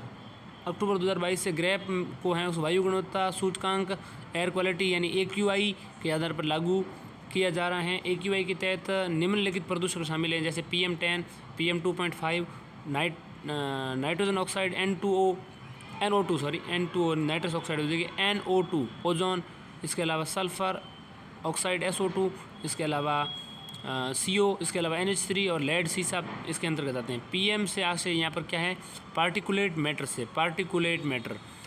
ग्रैप के पुराने संस्करण को केवल PM2.5 और PM10 की सांद्रता के आधार पर लागू किया गया था, ठीक किया जाता था। अब जो है इसमें संशोधन की बात हुई, PM10 इसके अंतर्गत सब आ जाएंगे। 10 2.5 तो है ही है, NO2 ozone, SO2 CO NH3 lead सीसा सब शामिल इसमें है। NCR के लिए ग्रैप को दिल्ली में खराब वायु गुणवत्ता के स्तर को आधार पर 4 अलग अलग चरणों में वर्गीकृत किया गया है। आप देखिए चरण 1, चरण 2, चरण 3 और चरण 4। चरण दिल्ली में देखें, चरण 1 खराब वायु गुणवत्ता यानी पुअर वायु गुणवत्ता में देखिए दिल्ली का AQI क्या है, AQI यानी एयर क्वालिटी इंडेक्स 201 से 300 के अंतर्गत जो है इंडेक्स में खराब वायु गुणवत्ता रखी जाती हैं। इसमें क्या कार्रवाई होगी, देखिए अधिक पुराने डीजल पेट्रोल वाहनों को लेकर राष्ट्रीय हरित अधिकरण सुप्रीम कोर्ट के आदेशों को मौजूदा कानूनों के तहत सख्ती से लागू करना। होटल, रेस्तरां, खुले भोजनालयों में केवल विद्युत स्वच्छ ईंधन गैस आधारित उपकरणों के उपयोग को सुनिश्चित करना। इससे चरण 2 से चरण 1 में स्थानांतरित कर दिया गया है। ठीक है, संशोधन के जरिए नए शामिल प्रावधान क्या किए गए, देखिए नागरिक चार्टर वाहनों को होने वाले प्रदूषण को नियंत्रित करने के लिए हाइब्रिड वाहनों और इलेक्ट्रिक वाहनों यानी EV को प्राथमिकता देना। 10 से 15 वर्ष पुराने या end of life diesel petrol वाहनों को नहीं चलाना अथवा उनका उपयोग नहीं करना। चरण 2 301 से 400 के अंतर्गत औद्योगिक, वाणिज्यिक, आवासीय, कार्यालय, प्रतिष्ठानों आदि सहित एनसीआर के सभी क्षेत्रों में डीजल जनरेटर के व्यवस्थित या नियंत्रित संचालन के लिए निर्देश जारी करना। ठीक है। संशोधन के जरिए शामिल किए गए नए प्रावधान देखे तो एनसीआर के सभी चिन्हित हॉटस्पॉट में वायु गुणवत्ता को नकारात्मक रूप से प्रभावित करने वाले प्रमुख क्षेत्रों पर केंद्रित और लक्षित कार्रवाई सुनिश्चित करना। गंभीर वायु गुणवत्ता 401 से 450 के अंतर्गत देखिए 300 से 400 की बात की गई तो वो थी बहुत ख़राब वायु गुणवत्ता। 401 से 450 वायु गुणवत्ता जो सूचकांक में रखी गई हैं उसमें एनसीआर में शामिल राज्य सरकारों दिल्ली द्वारा कार्रवाई एनसीआर को BS3 पेट्रोल, इसके अलावा BS4 डीजल से चलने वाले हल्के मोटर वाहनों चौपहिया पर सख्त प्रतिबंध लगाने की बात की गई है। संशोधन के जरिए शामिल किए गए प्रावधान क्या हैं? एनसीआर में शामिल राज्य सरकारें, दिल्ली सरकारें 5वीं कक्षा तक के बच्चों के लिए स्कूल में कक्षाएँ बंद करने और ऑनलाइन मोड में कक्षाएँ संचालित करने पर निर्णय ले सकती हैं। ये भी संशोधन किया गया है। अब गंभीर प्लस वायु गुणवत्ता की बात की जाती है तो 450 प्लस अगर कोई जाती है ना, संशोधन के जरिए क्या शामिल किए गए प्रावधान है? इलेक्ट्रिक वाहन से CNG है, BS4 डीजल से चलने वाले वाहनों के अलावा दिल्ली के बाहर पंजीकृत किसी भी हल्के मोटर वाहनों को दिल्ली प्रवेश की अनुमति नहीं देना। इसमें आवश्यक वस्तुओं को लाने ले जाने वाले, आवश्यक सेवाएं प्रदान करने वाले वाहनों को छूट प्रदान की गई हैं। एनसीआर में शामिल राज्य सरकारें, दिल्ली सरकार द्वारा कक्षा जो हैं 6 से कक्षा 9 तथा कक्षा 10, कक्षा 11 के कक्षा 9 इसके बीच के स्कूलों में कक्षाएं बंद करने और ऑनलाइन मोड में कक्षा संचालित करने पर निर्णय ले सकती हैं। संशोधन की अन्य प्रमुख विशेषताओं पर नज़र डालें तो नियमों को लागू करने का समय जो है वो संशोधित ग्रेप यानी कि ग्रेडेड रेस्पॉन्स एक्शन प्लान, तो ग्रेडेड रेस्पॉन्स एक्शन प्लान को पूरे एनसीआर में 1 अक्टूबर 2023 से लागू किया जाएगा। 1 अक्टूबर 2023 कम से कम 3 दिन लागू किया जा सकता है। इससे डायनामिक मॉडल यानी IMD और IITM द्वारा दिन प्रतिदिन के आधार पर मौसम और मौसम विज्ञान संबंधी पूर्वानुमान के आधार पर लागू किया जा सकता है। ठीक है। इसको IMD को हम क्या कहते हैं? इंडिया मीटियोरोलॉजिकल डिपार्टमेंट यानी भारतीय मौसम विज्ञान विभाग कहते हैं। और IITM क्या है? इंडियन इंस्टीट्यूट ऑफ ट्रॉपिकल मीटियोरोलॉग यानी भारतीय उष्णकटिबंधीय मौसम विज्ञान संस्थान। ग्रेप के तहत चरण 2, 3, 4 के तहत की जाने वाली कार्रवाइयों को एयर क्वालिटी इंडेक्स से संबंधित चरण के अनुमानित स्तर तक पहुँचने से कम 3 दिन पहले लागू किया जाएगा। कार्रवाइयों का साथ साथ लागू होना, उदाहरण के लिए चरण 3 में लागू होने होने वाली कार्रवाइयों को साथ साथ पिछले चरणों में 1 और 2 के तहत की जाने वाली कार्रवाइयाँ भी जारी रहेंगी। अतिरिक्त उपाय देखें तो मौजूदा एयर क्वालिटी इंडेक्स और मौजूदा मौसम पूर्वानुमान के अनुसार CAQM अलग अलग वायु प्रदूषकों श्रेणियाँ और GRAAP की अनुसूची के तहत चरण 1 से चरण 4 तक अतिरिक्त उपायों और छूटों पर निर्णय ले सकता है। ऐसे में निष्कर्ष क्या निकाला जा सकता है? एयर क्वालिटी इंडेक्स जो है उनके द्वारा 5वीं वार्षिक विश्व वायु गुणवत्ता रिपोर्ट के अनुसार दिल्ली दुनिया के सबसे प्रदूषित शहरों में 4थे स्थान पर है। इसलिए ग्रेडेड रिस्पांस एक्शन प्लान यानी ग्रेप और दिल्ली एनसीआर वायु प्रदूषण को नियंत्रित करने और स्वास्थ्य पर इससे नकारात्मक प्रभाव को कम करने के लिए सही कदम ये है। अगली सुर्खी है प्लास्टिक प्रदूषण, प्लास्टिक पोल्यूशन। प्रधानमंत्री ने प्लास्टिक प्रदूषण को समाप्त करने के लिए G20 देशों में कानूनी रूप से बाध्यकारी प्रभावी अंतर्राष्ट्रीय समझौता को साकार करने हेतु मिलकर काम करने का आग्रह किया है। स्विट्जरलैंड स्थित एक रिसर्च कंसल्टेंसी अर्थ एक्शन यानी EA अर्थ एक्शन जो है उसके द्वारा जारी 2023 प्लास्टिक ओवरशेड डे रिपोर्ट के अनुसार 28 जुलाई 2023 के दिन पृथ्वी पर पहला प्लास्टिक ओवरशूट डे दर्ज किया गया। 28 जुलाई 2023 पृथ्वी पर पहला प्लास्टिक ओवरशूट डे दर्ज किया गया। ओवरशूट डे का यहाँ पर क्या अर्थ है मैं आपको समझाऊंगा, लेकिन उससे पहले देख लो 6 जनवरी 2023 को भारत में प्लास्टिक ओवरशूट डे दर्ज किया गया। 6 जनवरी 2023 को। ठीक है। पृथ्वी पर जो पहला प्लास्टिक ओवरशूट डे है वो 28 जुलाई 2023 के दिन। ठीक है। भारत तो उन 12 देशों में से एक है जो दुनिया के 52% कुप्रबंधित प्लास्टिक अपशिष्ट के लिए जिम्मेदार हैं। ठीक है। अब देखिए ओवरशूट डे क्या? प्लास्टिक अपशिष्ट का उत्पादन जब प्लास्टिक अपशिष्ट प्रबंधन की क्षमता से अधिक हो जाता है। प्लास्टिक अपशिष्ट का उत्पादन जो है प्रबंधन की क्षमता से अधिक हो जाता है तो प्लास्टिक ओवरशूट डे कहते हैं। इससे अंततः पर्यावरण प्रदूषित होता है। ठीक है, यह देश के कुप्रबंधित अपशिष्ट सूचकांक यानी कि MWI, कुप्रबंधित सूचकांक यानी कि मिसमैनेज्ड वेस्ट इंडेक्स, तो मिसमैनेज्ड वेस्ट इंडेक्स यानी MWI कुप्रबंधित अपशिष्ट सूचकांक, और ये कुप्रबंधित और समग्र अपशिष्ट के अनुपात पर आधारित होता है। तो mismanaged waste index MWI। Plastic प्रदूषण का प्रभाव क्या होता है उसको समझेंगे, उससे पहले हमें समझ लेना चाहिए डेटा बैंक। डेटा बैंक क्या है? केंद्रीय प्रदूषण नियंत्रण बोर्ड के अनुसार प्रतिवर्ष 3.4 मिलियन टन प्लास्टिक अपशिष्ट उत्पन्न होता है, 3.4 मिलियन टन हर साल। विज्ञान और पर्यावरण केंद्र के अनुसार भारत में 12.3% प्लास्टिक अपशिष्ट का ही पुनर्चक्रण किया जाता है, केवल 12.3%, विज्ञान और पर्यावरण केंद्र के अनुसार। ठीक, अर्थ एक्शन के अनुसार EA जो है उसके अनुसार भारत में उत्पन्न 98.55 अपशिष्ट का ठीक तरीके से प्रबंधन नहीं किया जा रहा है। अब हम समझते हैं प्लास्टिक प्रदूषण का प्रभाव क्या होता है। प्लास्टिक को जलाने से वायु में बिसफेनॉल और फैथलेट्स का उत्सर्जन होता है। इसके अलावा माइक्रो प्लास्टिक के समुद्र और मानव शरीर में प्रवेश करने से पर गंभीर परिणाम सामने आते हैं। अक्सर समुद्री जीव प्लास्टिक की जालों में फंस जाते हैं। इसके अलावा प्लास्टिक में मौजूद खतरनाक रसायनों के कारण पृथ्वी की भू सतह का क्षरण होता है। अब प्लास्टिक प्रदूषण पर अंकुश लगाने की समक्ष चुनौतियाँ क्या है? जैसे अकुशल अपशिष्ट प्रबंधन प्रणाली, ये बढ़ती आवश्यकताओं को पूरा नहीं कर पा रही हैं। इसके अलावा अपर्याप्त डेटा और रिपोर्टिंग, इसकी वजह से अलग अलग क्षेत्रों में प्लास्टिक उत्पादों का उपयोग हो रहा है। इसके अलावा एकल उपयोग वाली प्लास्टिक यानी कि सिंगल यूज़ प्लास्टिक जिसको हम कहते हैं SUP, उसको एक बार या थोड़े समय के लिए उपयोग किया जाता है, हालांकि इसका इस्तेमाल व्यापक रूप से किया जाता है। नीतियों का सही से कार्यान्वयन नहीं होना ये भी एक चुनौती है। इसका उदाहरण है प्लास्टिक अपशिष्ट प्रबंधन संशोधन नियम 2021 को पूरी तरह से पालन नहीं किया जाना। प्लास्टिक अपशिष्ट प्रबंधन संशोधन अधिनियम 2021, उसका संशोधन पूरे से पालन नहीं किया जा रहा। उपभोक्ताओं का व्यवहार, वर्तमान में अधिकतर उपभोक्ता प्लास्टिक डिस्पोजेबल के रूप में उपयोग जो है उससे अभ्यस्त हो चुके हैं। इसके अलावा उपयुक्त विकल्प का अभाव, प्लास्टिक के विकल्प को या तो बहुत महंगे या इनके बड़े पैमाने पर उत्पादन कठिन है। प्लास्टिक प्रदूषण पर अंकुश लगाने के लिए की गई पहलें, कौन कौन सी पहलें हैं? जैसे प्लास्टिक अपशिष्ट प्रबंधन संशोधन नियम 2021 जो है वो क्या कहता है? ये 2021 का नियम है। इसके तहत एकल उपयोग वाली प्लास्टिक यानी सिंगल यूज्ड प्लास्टिक के विनिर्माण, आयात, भंडारण, वितरण, बिक्री और उपयोग पर प्रतिबंध लगा दिया गया 2021 में। प्लास्टिक के कैरी बैग की मोटाई 30 सितंबर 2021 से 50 माइक्रोन से बढ़ाकर 75 माइक्रोन कर दी गई हैं। ठीक है, इसके बाद 31 दिसंबर 2022 से प्लास्टिक कैरी बैग की मोटाई 120 माइक्रोन कर दी गई हैं, 50 से 75, और फिर जो है 2022 में इसको 120 माइक्रोन कर दी गई थी मोटाई।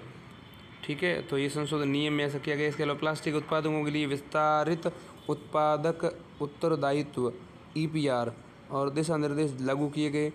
प्लास्टिक अपशिष्ट प्रबंधन संशोधन नियम 2022 नियमों का उद्देश्य प्लास्टिक पैकेजिंग अपशिष्ट की चक्रीय अर्थव्यवस्था को मजबूत करना और प्लास्टिक पैकेजिंग अपशिष्ट के लिए पुनर्चक्रण अवसंरचना का विकास करना। इसके अलावा निजी क्षेत्र में इंडिया प्लास्टिक पैक्ट यानी कि IPP और अन्य प्लास्टिक कलेक्टिव यानी UPC की आदि पहलों के माध्यम से सहयोग कर रहे हैं। निजी क्षेत्र भी संयुक्त राष्ट्र पर्यावरण सभा यानी UNEA, United Nations environment assembly, इसने एंड प्लास्टिक पोल्यूशन नाम से एक संकल्प अपनाया।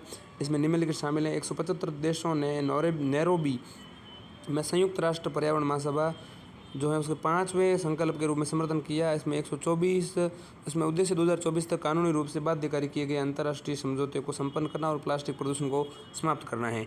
इसके अलावा देशों के राष्ट्रीय कार्य योजनाओं को विकसित करने और लागू करने, अपडेट करने की भी अपेक्षा की गई है।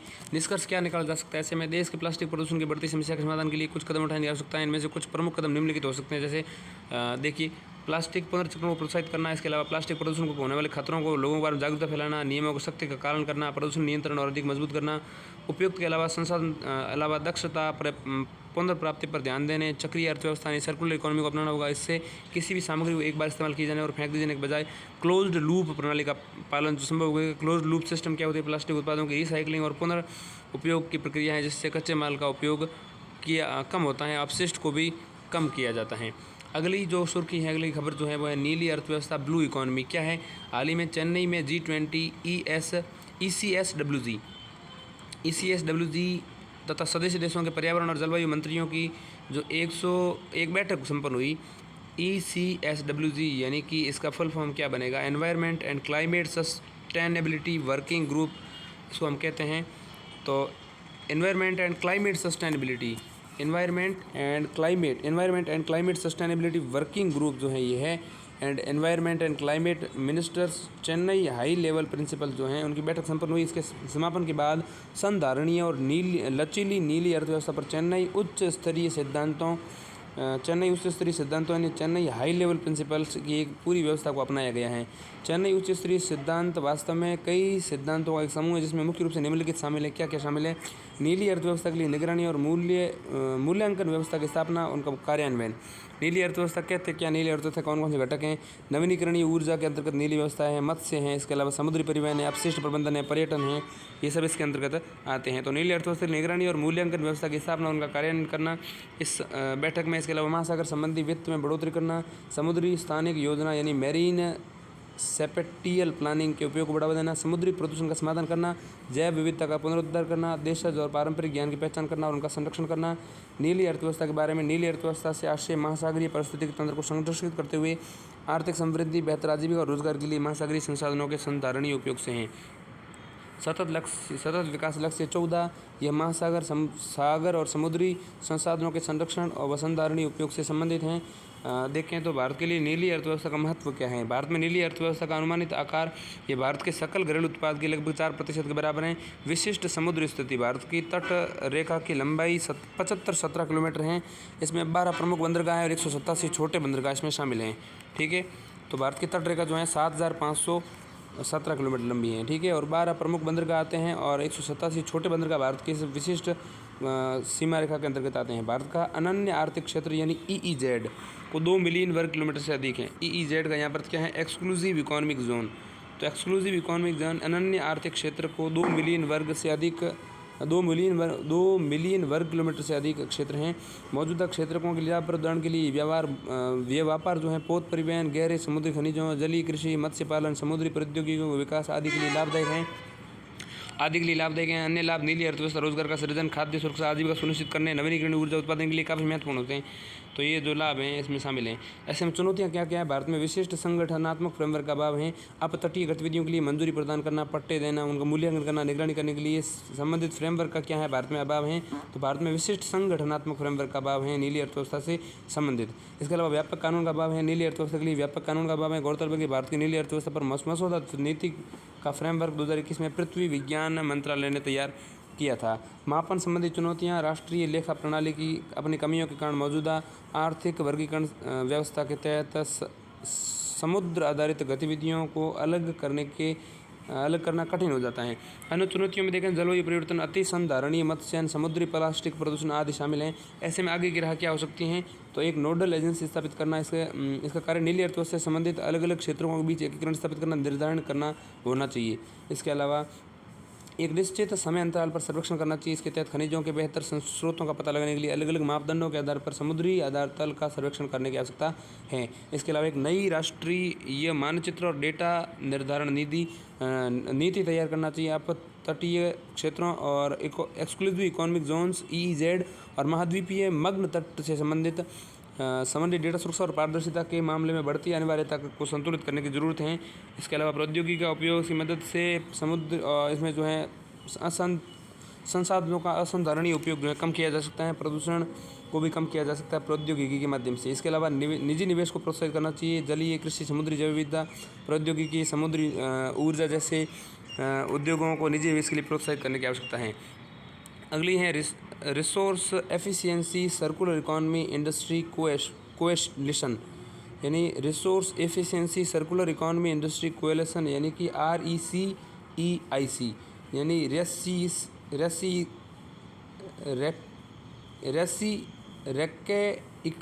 रेकैइक कहते हैं इसको, हम रेसिस कैसे कहते हैं, रेकैइक्स भी कह सकते हैं। हाल ही में G20 पर्यावरण और जलवायु संधारणीय कार्य यानी कि ECSWG पर्यावरण को एनवायरनमेंट एनवायरनमेंट एंड क्लाइमेट संधारणी, इसके लिए क्या होगी यार? ECSWG यानी environment and climate sustainability working group. तो environment and climate sustainability working group की चौथी बैठक जो है RECEIC को आरंभ किया गया है। इस चौथी बैठक में RECEIC के बारे में जानें तो ये क्या है? RECEIC यानी resource efficiency circular economy industry coalition, ठीक है, कोएलिशन की बात की गई है। RECEIC यानी कि रेसिस के बारे में जानें तो ये एक उद्योग संचालित पहल है। इसके गठबंधन के लिए 39 कंपनियां संस्थापक सदस्यों के रूप में शामिल हुई हैं। इन कंपनियों का मुख्यालय 11 देशों में स्थित हैं।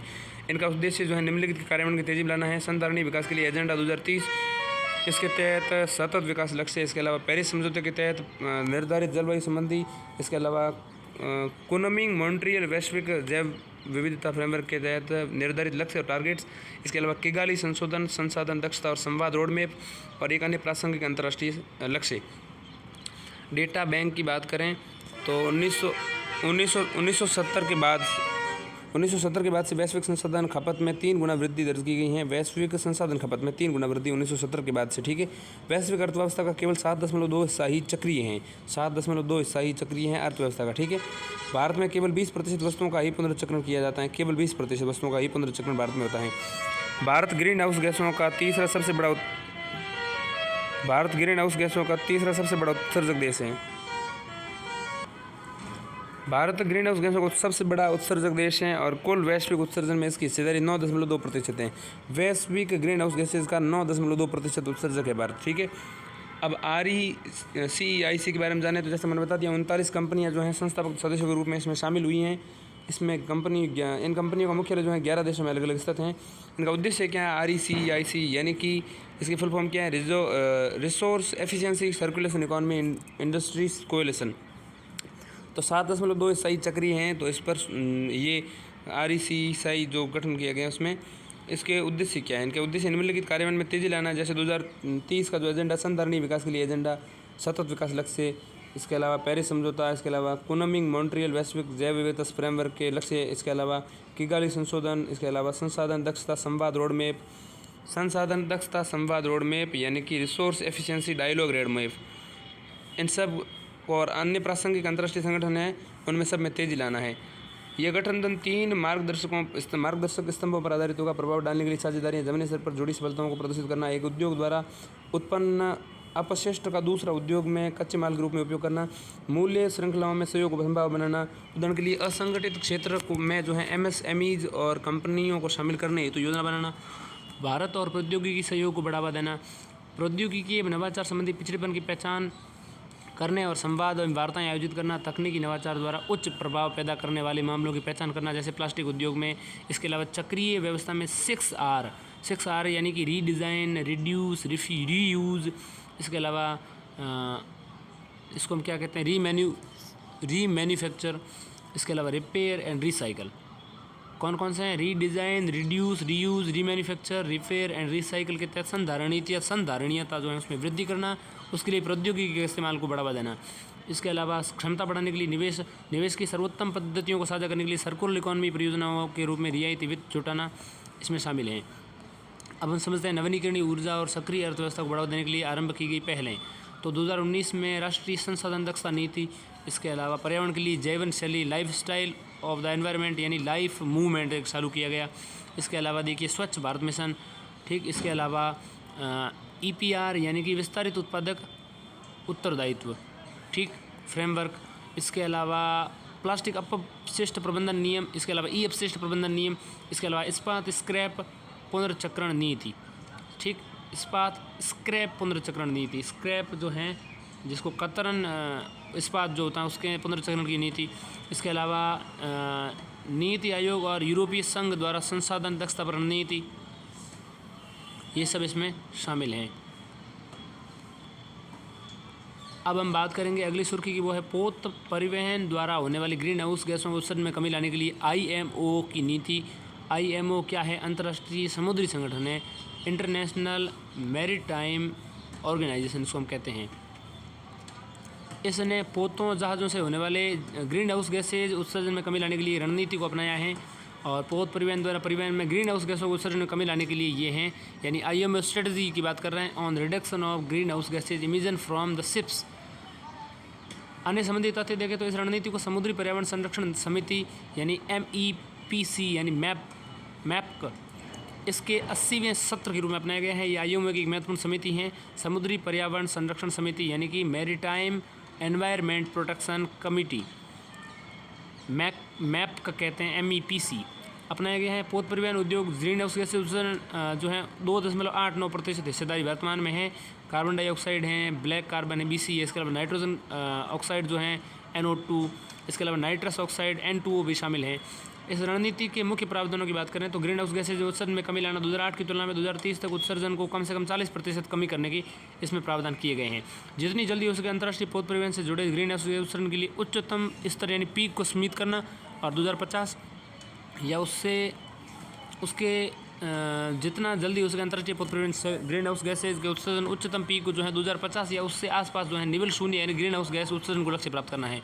नए पोतों की ऊर्जा दक्षता को बेहतर बनाना, इसके अलावा प्रौद्योगिकी को अपनाना, ग्रीन हाउस से उत्सर्जन के लिए विकल्पों को उपयोग में लेना। 2030 तक अंतर्राष्ट्रीय पोत परिवहन में उपयोग की जाने वाली ऊर्जा में लगभग शून्य उत्सर्जन करने वाली विकल्पों जैसे प्रौद्योगिकियाँ, ईंधन और गैर ऊर्जा स्रोतों की हिस्सेदारी बढ़कर जो है कम से कम 5% करना या 10% लाने का प्रयास करना।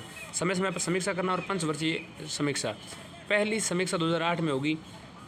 अब हम पोतों से green house gases GHG green house gases उत्सर्जन में नियंत्रित करने के लिए आने वाली चुनौतियां हैं उनको समझेंगे। उससे पहले हमें उत्सर्जन कम करने के लिए आवश्यक प्रौद्योगिकी कौन कौन सी है उन पर ध्यान देना चाहिए। जैसे क्लोज्ड लूप स्क्रबर। ये क्या है स्क्रबर? इसके तहत ग्रीन हाउस निर्गत गैसों को स्वच्छ करने के लिए एक क्षार जैसे सोडियम हाइड्रोक्साइड NaOH समुद्री जल का उपयोग किया जाता है। इसके अलावा सेलेक्टिव कैटेलिक रिडक्शन SCR क्या है? ये नाइट्रस ऑक्साइड और टेल पाइन उत्सर्जन को लगभग शून्य तक स्तर तक पहुँचा देता है। इसके अलावा स्लो स्टीमिंग। इसके तहत मालवाहक पोतों के ईंधन की खपत और कार्बन उत्सर्जन को कम करने के लिए उनकी गति को जानबूझकर कम किया जाता है, स्लो स्टीमिंग। ठीक है, अब हम चुनौतियाँ कौन कौन सी आती हैं उनको देखते हैं, फटाक से देखते हैं, ध्यान दीजिएगा। चुनौतियों में है नियमों और विनियमों का पालन। उत्सर्जन में कमी बाध्यकारी नहीं है नियम इसलिए। इसके अलावा रेट्रोफिलिंग और उच्च लागत। पोतों के इंजन में नवीनीकरण डिकार्बनाइजेशन प्रौद्योगिकियाँ का उपयोग की आवश्यकता है। पारंपरिक ईंधन त्यागने में बाधा आ रही। कम कार्बन उत्सर्जन करने वाले ईंधन जैसे हाइड्रोजन काफ़ी महंगे होते हैं। इसके अलावा अन्य चुनौतियाँ देखें, इनमें अधिक कार्यबल, संसाधन, प्रभावी निगरानी और सहयोग की आवश्यकता शामिल है। पोतों से उत्सर्जन को कम करने के लिए अन्य प्रयास देखें तो भारत में पत्तन पोत परिवहन जलमार्ग मंत्रालय ने हरित बाग, तो भारत में एक मंत्रालय भी है, पत्तन पोत परिवहन और जलमार्ग मंत्रालय जो है उसने हरित बंदरगाह के लिए हरित सागर दिशा निर्देश 2023 जारी किए हैं। भारत IMO की ग्रीन वॉयेज 2050 प्रोजेक्ट के तहत चुना गया भारत का पहला देश है।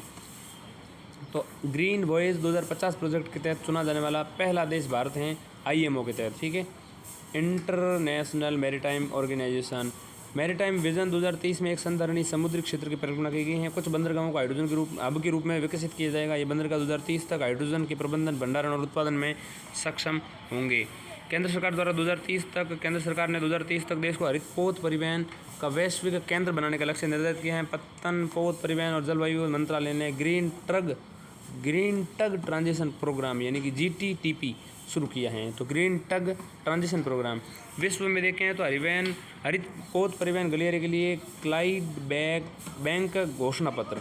तो क्लाइड बैंक यहाँ पर जो डिक्लेरेशन है उसको देखना है, भारत इसका हस्ताक्षर करता नहीं है। वैसे ही क्लाइड बैंक घोषणा पत्र का तो ये भी हरित पोत परिवहन गलियारे की बात की जाती है। इसमें भी विश्व स्तर पर संधारणीय समुद्री परिवहन के लिए यानी कि सस्टेनेबल मैरीटाइम ट्रांसपोर्ट की बात हो रही है। संधारणीय समुद्री परिवहन के लिए वित्त पोषण यानी financing sustainable maritime transport fin smart कहते हैं। फिन स्मार्ट जो है उसका पहला गोलमेज पहल जो है उसके अंतर्गत फिन स्मार्ट जिसको हम कहते हैं यानी कि फाइनेंसिंग सस्टेनेबिलिटी। फाइनेंसिंग में फिन आ जाएगा, सस्टेनेबिलिटी में एस आएगा और मैरीटाइम में आ जाएगा MA और ट्रांसपोर्ट में मैरीटाइम में MAR आ जाएगा और ट्रांसपोर्ट में T आ जाएगा। तो ये बना फिन स्मार्ट। फिन का मतलब फिनेंशियल और S का मतलब सस्टेनेबल और मार का मतलब क्या है मैरीटाइम और T का मतलब ट्रांसपोर्ट। तो गोलमेज पहल जो है ये भी इसके अलावा IMO, यूरोपीय पुनर्निर्माण विकास बैंक और विश्व बैंक की संयुक्त पहल ये है फिनस्मार्ट।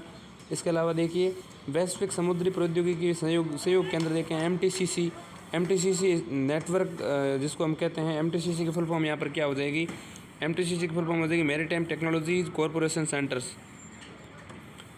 तो ये हैं। इसके अलावा यूरोपीय संघ और IMO द्वारा शुरू किया गया, ऐसे यूरोपीय संघ और IMO के द्वारा शुरू की गई MTCC। इसके अलावा IMO CARAC cares foundation project 2022 से 2024। ऐसे में निष्कर्ष क्या निकाला जा सकता है, हमें पोत परिवहन उद्योग में होने वाले उत्सर्जन कमी को कम करने की आवश्यकता है। निम्नलिखित उपायों को संभव किया जा सकता है, जैसे नवाचारी डिकार्बनाइजेशन समाधानों को अपनाकर वैश्विक सहयोग सुनिश्चित करके बाजार आधारित उपायों जैसे उत्सर्जन आधारित व्यापार प्रणाली को बढ़ावा देकर के विकासशील देशों को सहायता प्रौद्योगिकी का हस्तांतरण देकर इसके बुनियादी ढांचे जैसे पाइपलाइन भंडारण सुविधाओं को बेहतर बनाकर आदि। अगली खबर है पवन ऊर्जा विंड एनर्जी। हाल ही में ऊर्जा संबंधी संसदीय स्थायी समिति ने भारत में पवन ऊर्जा के मूल्यांकन पर संसद में एक रिपोर्ट प्रस्तुत की है और ये भारत में जो है पवन ऊर्जा के मूल्यांकन पर एक संसद में रिपोर्ट प्रस्तुत की गई है।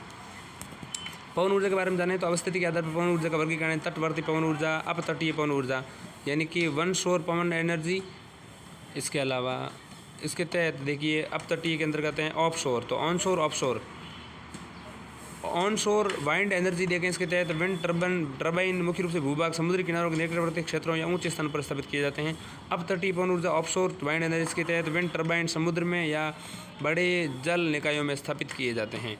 ठीक है, पवन ऊर्जा के लाभ देखेंगे उससे पहले डेटा बैंक देख लेते हैं। पवन ऊर्जा की स्थापित क्षमता के मामले में चीन, अमेरिका और जर्मनी के बाद भारत का चौथा स्थान है। ऊर्जा बास्केट में पवन ऊर्जा की हिस्सेदारी 10.3% है। पवन ऊर्जा की कुल स्थापित क्षमता 43.7 गीगावाट है, 43.7 गीगावाट। ठीक है, पवन ऊर्जा के लाभ, स्वच्छ और नवीनीकरणीय ऊर्जा का स्रोत देखें तो पंचामृत प्रतिबद्धताओं को प्राप्त करने में मदद मिलेगी। गौरतलब है कि भारत सरकार ने यूनाइटेड किंगडम के ग्लासगो में आयोजित UNFCCC COP 2026 में पंचामृत प्रतिबद्धताओं को प्रस्तुत किया था। ठीक है, भारत सरकार ने यूनाइटेड किंगडम में ग्लासगो में आयोजित जो UNFCCC और COP 2026 था उसमें भारत ने आयोजित किया था। अब ये क्या है UNFCCC, तो ये है coordination COPX coordination action to reduce emission from shipping. नहीं, UNFCCC की बात की जा रही है, उसकी बात कर रहा हूँ मैं। तो UNFCCC मतलब यूनाइटेड नेशंस फ्रेमवर्क है, तो UNF तो हटा ही दो, फ्रेमवर्क कन्वेंशन तो UNFC ये तो हो गया United Nations framework convention on climate change. तो UNFCCC यानी United Nations framework convention on climate change, जलवायु परिवर्तन पर संयुक्त राष्ट्र फ्रेमवर्क कन्वेंशन। ठीक है, कॉन्फ्रेंस टू द पार्टीज यानी पक्षकारों का सम्मेलन। ठीक है,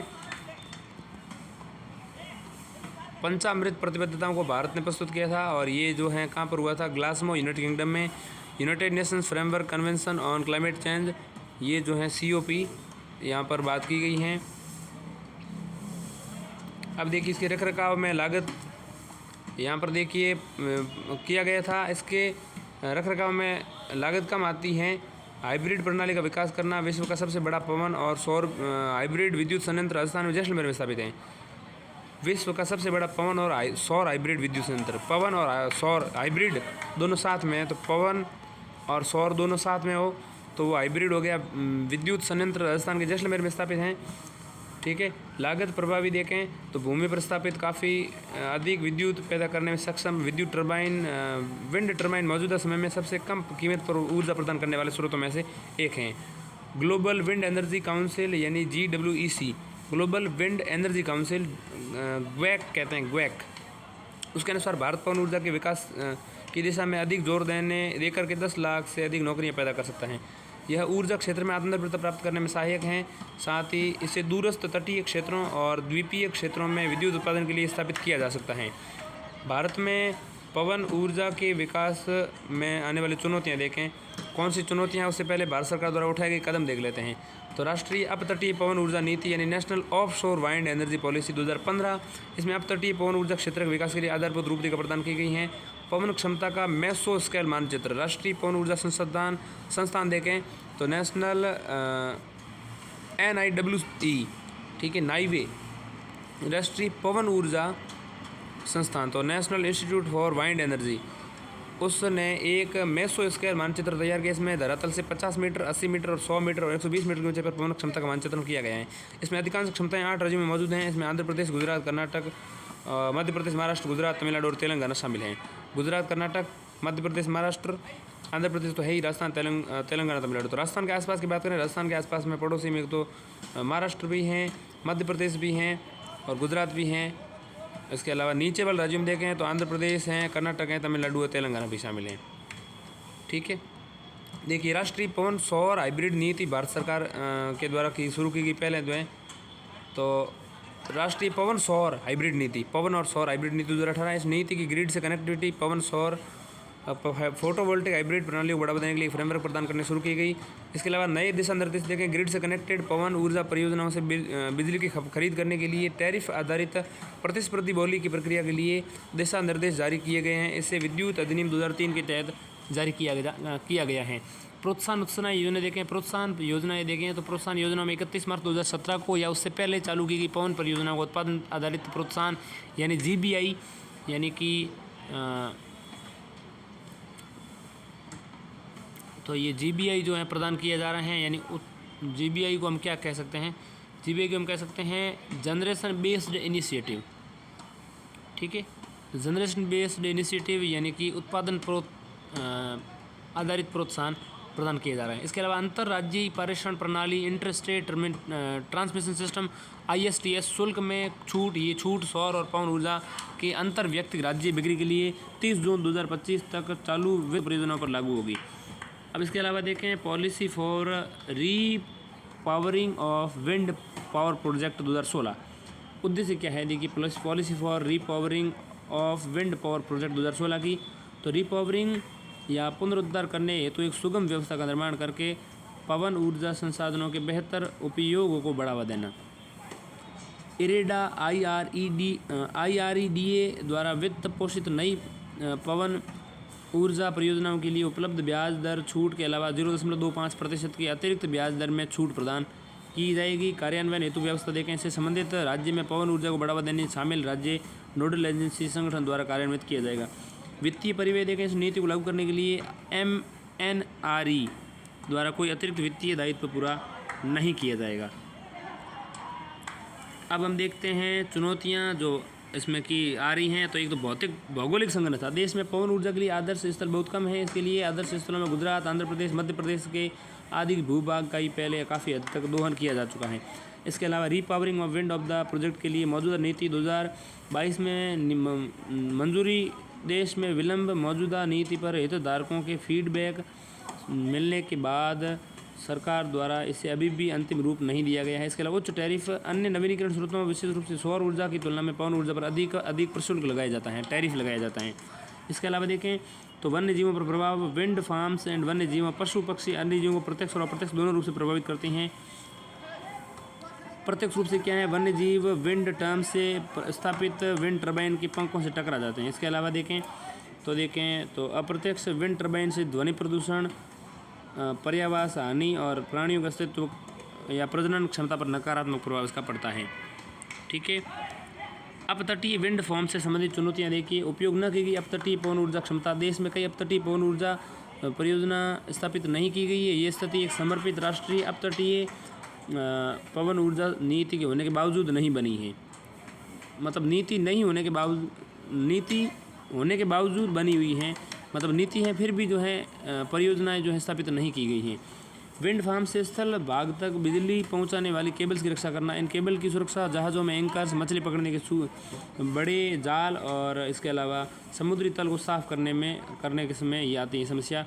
तो विंड फार्म से स्थल भाग तक बिजली पहुँचाने के जो केबल्स हैं उनसे साफ करने के आदेश में समस्या आती हैं। केबल जो सुरक्षा है उनकी सुरक्षा करनी पड़ती है। इसके अलावा देखें अपतटीय विंड फार्म्स का डिज़ाइन, विनिर्माण, परिचालन, इसमें क्षरण, लंबे समय तक परिचालन में रहने के कारण जो है क्षमता में कमी, क्षरण, इसके अलावा आकाशीय बिजली गिरने जैसी समस्याएं शामिल हैं। इसके अलावा देखें तो स्थानीय लोगों पर प्रभाव, समुद्री तट क्षेत्र में अपतटीय विंड फार्म को स्थापित करने के वहाँ के निवासियों, विशेष रूप से मछली पकड़ने वालों समुद्रों में असंतोष पैदा हो सकता है, साथ ही इनमें पर्यटन भी प्रभावित हो सकता है। आगे की राह क्या सकती है? ऐसे में समिति द्वारा निम्नलिखित सिफारिश की गई, जैसे नई और कुशल टरबाइन अपनाई जानी चाहिए, पुरानी और कम कुशल टरबाइन को हटा करके उसके स्थान पर नई और एडवांस और अधिक कुशल विंड टरबाइन अपनाई जानी चाहिए। इसके अलावा वाइबिलिटी गैप फंडिंग वीजीएफ योजना, इसके तहत अपतटीय पवन योजनाओं को वीजीएफ योजना के अंतर्गत देने की आवश्यकता है।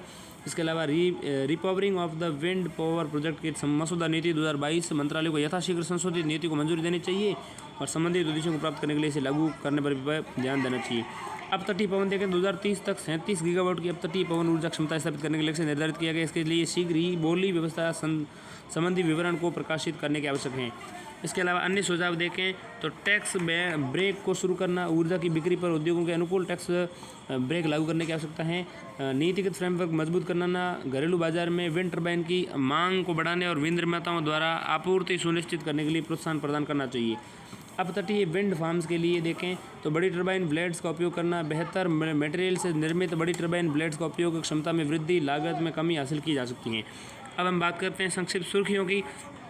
सुर्खियों में पहली है फसल अवशेष प्रबंधन दिशा निर्देश, यानी क्रॉप रेजिड्यू मैनेजमेंट गाइडलाइंस। कृषि एवं किसान कल्याण मंत्रालय ने फसल अवशेष प्रबंधन दिशा निर्देश में संशोधन किया। ये दिशा निर्देश पंजाब, हरियाणा, उत्तर प्रदेश और दिल्ली की धान की पराली, धान की फसल के अवशेष खेतों के बाहर किसी अन्य स्थान पर प्रबंधन को संभव बनाएंगे।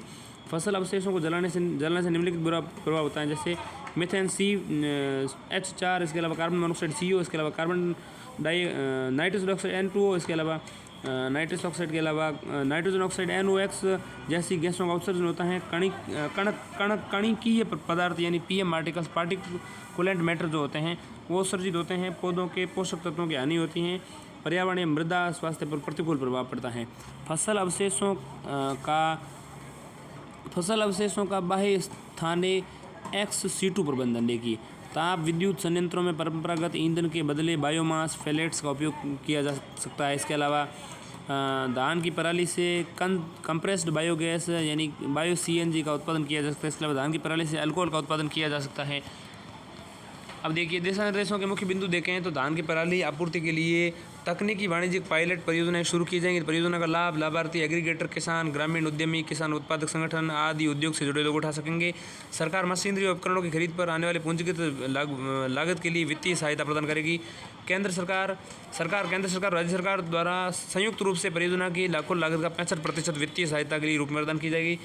परियोजना की कुल लागत का 25% उद्योग जो है जगत उपलब्ध करवाएगा, ताकि शेष 10% योगदान किसान, ग्रामीण उद्यमी, उत्पादक संगठन आदि करेंगे। राज्य सरकारें परियोजना अनुमोदन समिति के माध्यम से इन परियोजनाओं को मंजूरी देगी। अधिक पावर वाले ट्रैक्टर, कटर, ट्रेडर जैसी मशीनों और उपकरणों के लिए वित्तीय सहायता प्रदान की जाएगी। अब दूसरी सुर्खी समझते हैं carbon credit trading scheme. Carbon credit trading scheme क्या है, जिसको हम CCTS कहते हैं। विद्युत मंत्रालय ने carbon credit trading scheme CCTS को अधिसूचित किया है। CCTS 2023 योजना में कार्बन क्रेडिट ट्रेडिंग बाजार स्थापित करने का प्रावधान किया गया है। यह भारतीय अर्थव्यवस्था को विकार्बनीकृत करने के लक्ष्य को प्राप्त करने में मदद करेगा। साथ ही भारत 2030 तक कार्बन उत्सर्जन में 2005 के स्तर से 45% तक कटौती करने के लिए प्रतिबद्ध है। 2005 में जितना स्तर था उससे 45% कम करना है 2030 तक। ऐसे प्रतिबद्धता इस CCTS 2023 स्कीम में की गई है। CCTS घोषणा जो है, इसकी पहली बार घोषणा जो है ऊर्जा संरक्षण अधिनियम 2001 के तहत की गई थी। ऊर्जा संरक्षण अधिनियम, ठीक है। इसे ऊर्जा संरक्षण संशोधन विधेयक 2022 द्वारा प्रस्तुत किया गया था। 2022 द्वारा संशोधित किया गया था, ठीक है, संशोधित कर दिया गया था इसको। CCTS के मुख्य बिंदु पर नजर डालेंगे, उससे पहले हम कार्बन बाजार प्रणाली को देख लेते हैं। क्या होती है कार्बन बाजार प्रणाली, क्या सिस्टम है, देखते हैं। सबसे पहले समझते हैं इसमें। देखिए, एक होता है उत्सर्जक, एक होता है उत्सर्जक A, उत्सर्जक B। उत्सर्जक A प्रकार के, उत्सर्जक B प्रकार के जो हैं, जो कार्बन उत्सर्जित करते हैं वो क्या है। देखिए, उत्सर्जक A जो हैं वो सीमा से अधिक ग्रीन हाउस गैसों के उत्सर्जन के लिए जिम्मेदार होते हैं, ठीक है। वास्तविक ग्रीन हाउस गैस उत्सर्जित करते हैं, ठीक है। और इस ग्रीन हाउस गैस की खरीद करके कार्बन बाजार जो है इसका इस्तेमाल करेगा।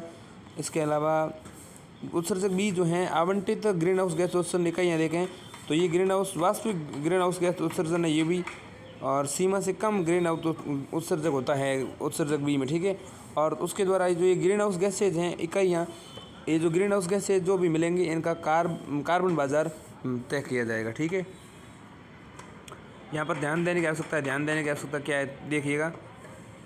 CCTS के मुख्य बिंदु पर नज़र डालें अगर, तो एक राष्ट्रीय संचालन समिति यानी NSC, नेशनल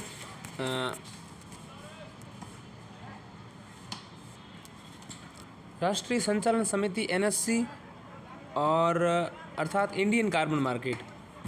देखिए राष्ट्रीय संचालन समिति Indian carbon market governing body जो है ICMGB Indian carbon market governing body का गठन किया जाएगा। विद्युत मंत्रालय के सचिव और उनके पदेन अध्यक्ष होंगे। विद्युत मंत्रालय के सचिव इसके पदेन अध्यक्ष होंगे, जबकि पर्यावरण वन और जलवायु परिवर्तन मंत्रालय के सचिव इनकी सहभागिता करेंगे, सह-अध्यक्षता करेंगे। यह समिति भारतीय कार्बन बाजार यानी इंडियन कार्बन मार्केट के कार्यों को शासित करेगी और उनकी देखरेख का काम करेगी।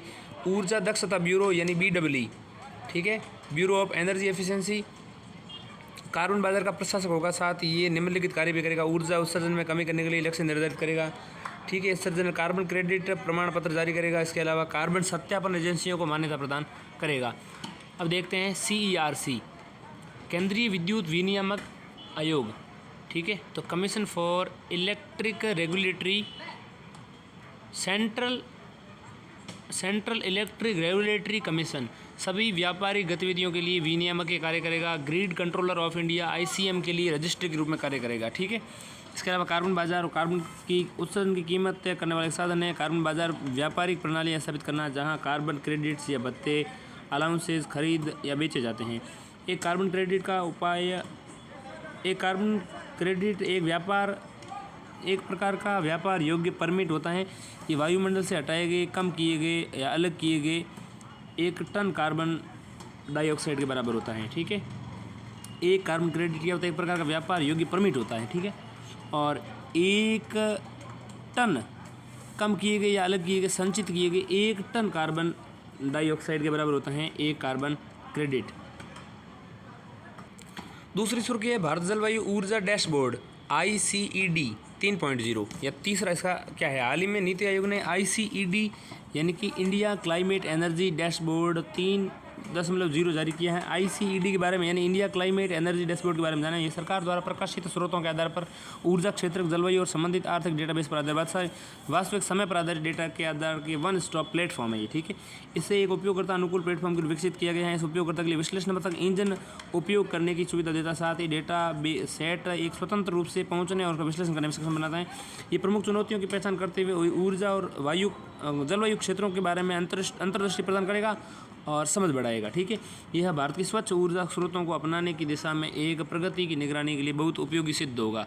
इसके अलावा बात करें अगली सुर्खी तो वह विश्व मौसम विज्ञान संगठन यानी कि वर्ल्ड मीटीरियोलॉजिकल ऑर्गेनाइजेशन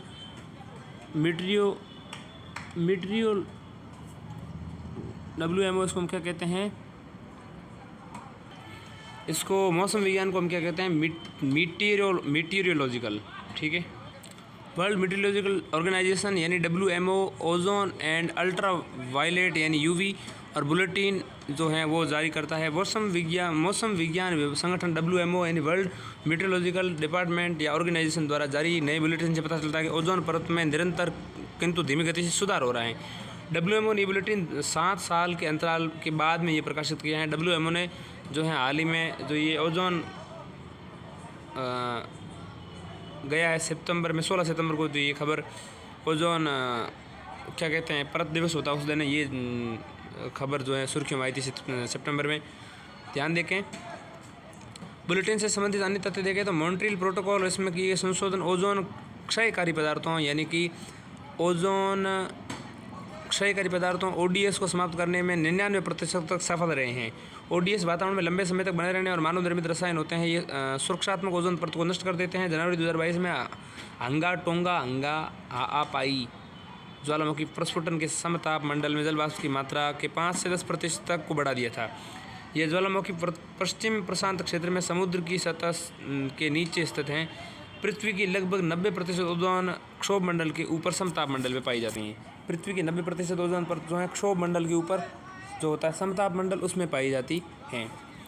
अगली खबर जो है पशुओं के बीच आपसी संचार पर जलवायु परिवर्तन का प्रभाव, climate change impact on animal communication. जलवायु परिवर्तन के कारण समुद्री जल, मीठे जल, भूमि पर रहने वाली प्रजातियों के बीच रासायनिक संचार प्रणाली में बदलाव हो रहे हैं। इन्फोकेमिकल्स के माध्यम से होने वाला रासायनिक संचार पारिस्थितिक अंतःक्रियाओं में महत्वपूर्ण भूमिका निभाता है। इससे जीवों को अपने पर्यावरण को महसूस करने और शिकारियों, आहार, पर्यावास साथियों का पता लगाने में सहायता मिलती है। इन्फोकेमिकल्स रसायनों का एक समूह होते हैं जिन्हें हार्मोन, फेरोमोन, इसके अलावा एल्यूलोकेमिकल्स शामिल होते हैं। शार्क मछली इन रसायनों के जरिए पानी में सूंघ कर अधिक दूरी मौजूद अपने शिकार का पता लगा लेगी। ठीक है। कुछ पौधों की प्रजातियां परागकणों को आकर्षित करने के लिए इन्फोकेमिकल्स का उत्सर्जन करती हैं, हालांकि वे उन परागकणों को स्वयं से दूर करती हैं जो उन्हें नुकसान पहुंचाते हैं। जलवायु परिवर्तन के कारण तापमान बढ़ने से इन्फोकेमिकल्स के उत्पादन और प्रभावशीलता में कमी आ रही है। अधिक उष्ण तापमान पर चींटियों की प्रजातियों में पाया जाने वाला फेरोमोन का क्षय हो जाता है। फेरोमोन की गंध के सारे चींटियाँ एक कतार में चल पाती हैं। चींटियाँ फेरोमोन जो होता है गंध के कारण एक कतार में चल पाती हैं। एल्यूलोकेमिकल्स जो होते हैं वो क्या होते हैं, ध्यान दीजिएगा। एल्यूलोकेमिकल्स क्या होते हैं? एल्यूलोकेमिकल एक इन्फोकेमिकल और इन्फोकेमिकल रसायनों के समूह होते हैं। हार्मोन, फेरोमोन जो चींटियों में पाई जाता है, इसके अलावा एल्यूलोकेमिकल्स इसके अंतर्गत आते हैं। ठीक है। जलवायु परिवर्तन के कारण तापमान बढ़ने के कारण इन्फोकेमिकल्स के उत्पादन और प्रभावशीलता में कमी आ रही है। उष्ण तापमान पर चींटियाँ जो हैं एक लाइन में नहीं चल पाएंगी। तापमान बढ़ने की वजह से प्रवाल भित्तियों के कार्य प्रणाली जो बाधित होती हैं, इससे डैम शेल फिश शिकारियों को पहचानने में अपनी क्षमता खो देगी। अगली सुर्खी है वनस्पति जात और प्राणी जात का database. Flora and fauna database. Bharat में जीव जंतुओं के डेटाबेस में 764 जंतु प्रजातियों और वनस्पति के लिए डेटाबेस में 339 प्रजातियों को शामिल किया गया है। ये सूची पर्यावरण, वन और जलवायु परिवर्तन मंत्रालय ने तैयार की है। पर्यावरण, वन और जलवायु परिवर्तन मंत्रालय इस सूची में पशुओं के नए रिकॉर्ड, भारत को पहली बार पाई गई प्रजातियाँ और वनस्पतियों के लिए नए वितरण संबंधी रिकॉर्ड शामिल किए जाते हैं। जीव जंतुओं की खोजों को जूलॉजिकल सर्वे ऑफ इंडिया यानी ZSI तथा वनस्पतियों की खोज के लिए बोटनिकल सर्वे ऑफ इंडिया यानी BSI संकलित करते हैं।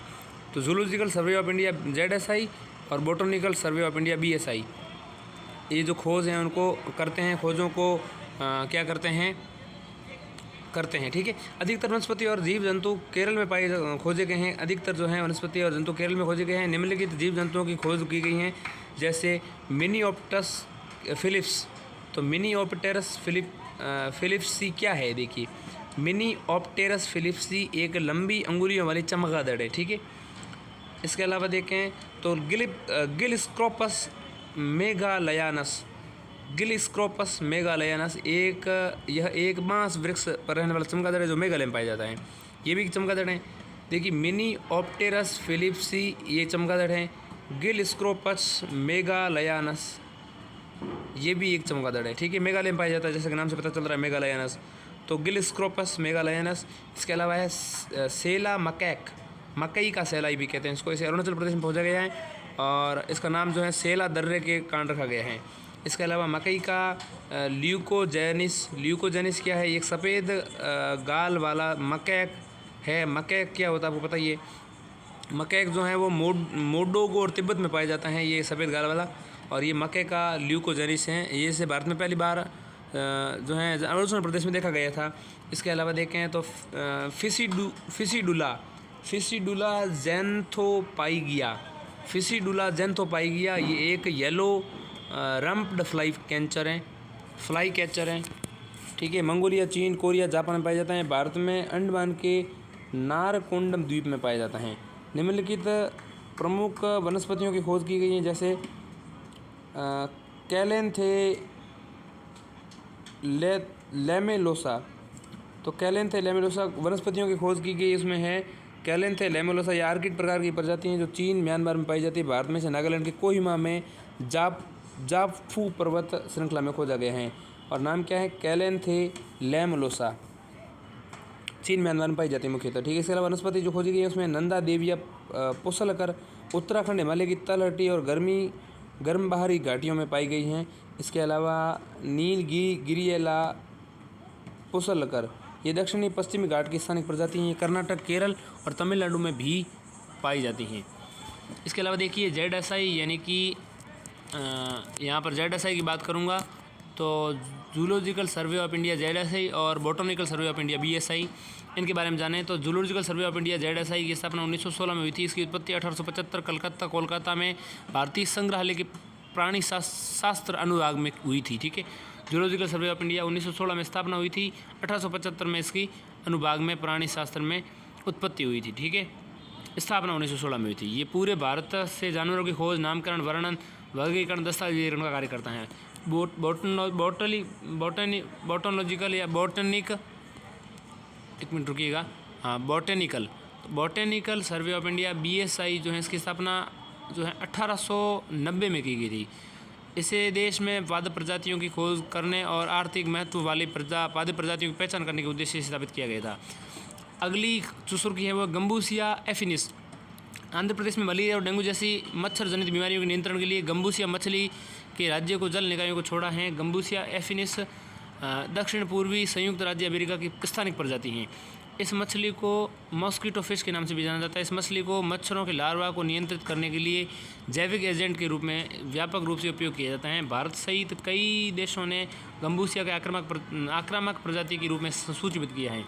गम्बूसिया को जो है आक्रामक प्रजाति के रूप में सूचीबद्ध किया है। इस मछली की प्रजनन क्षमता बहुत अधिक होती है।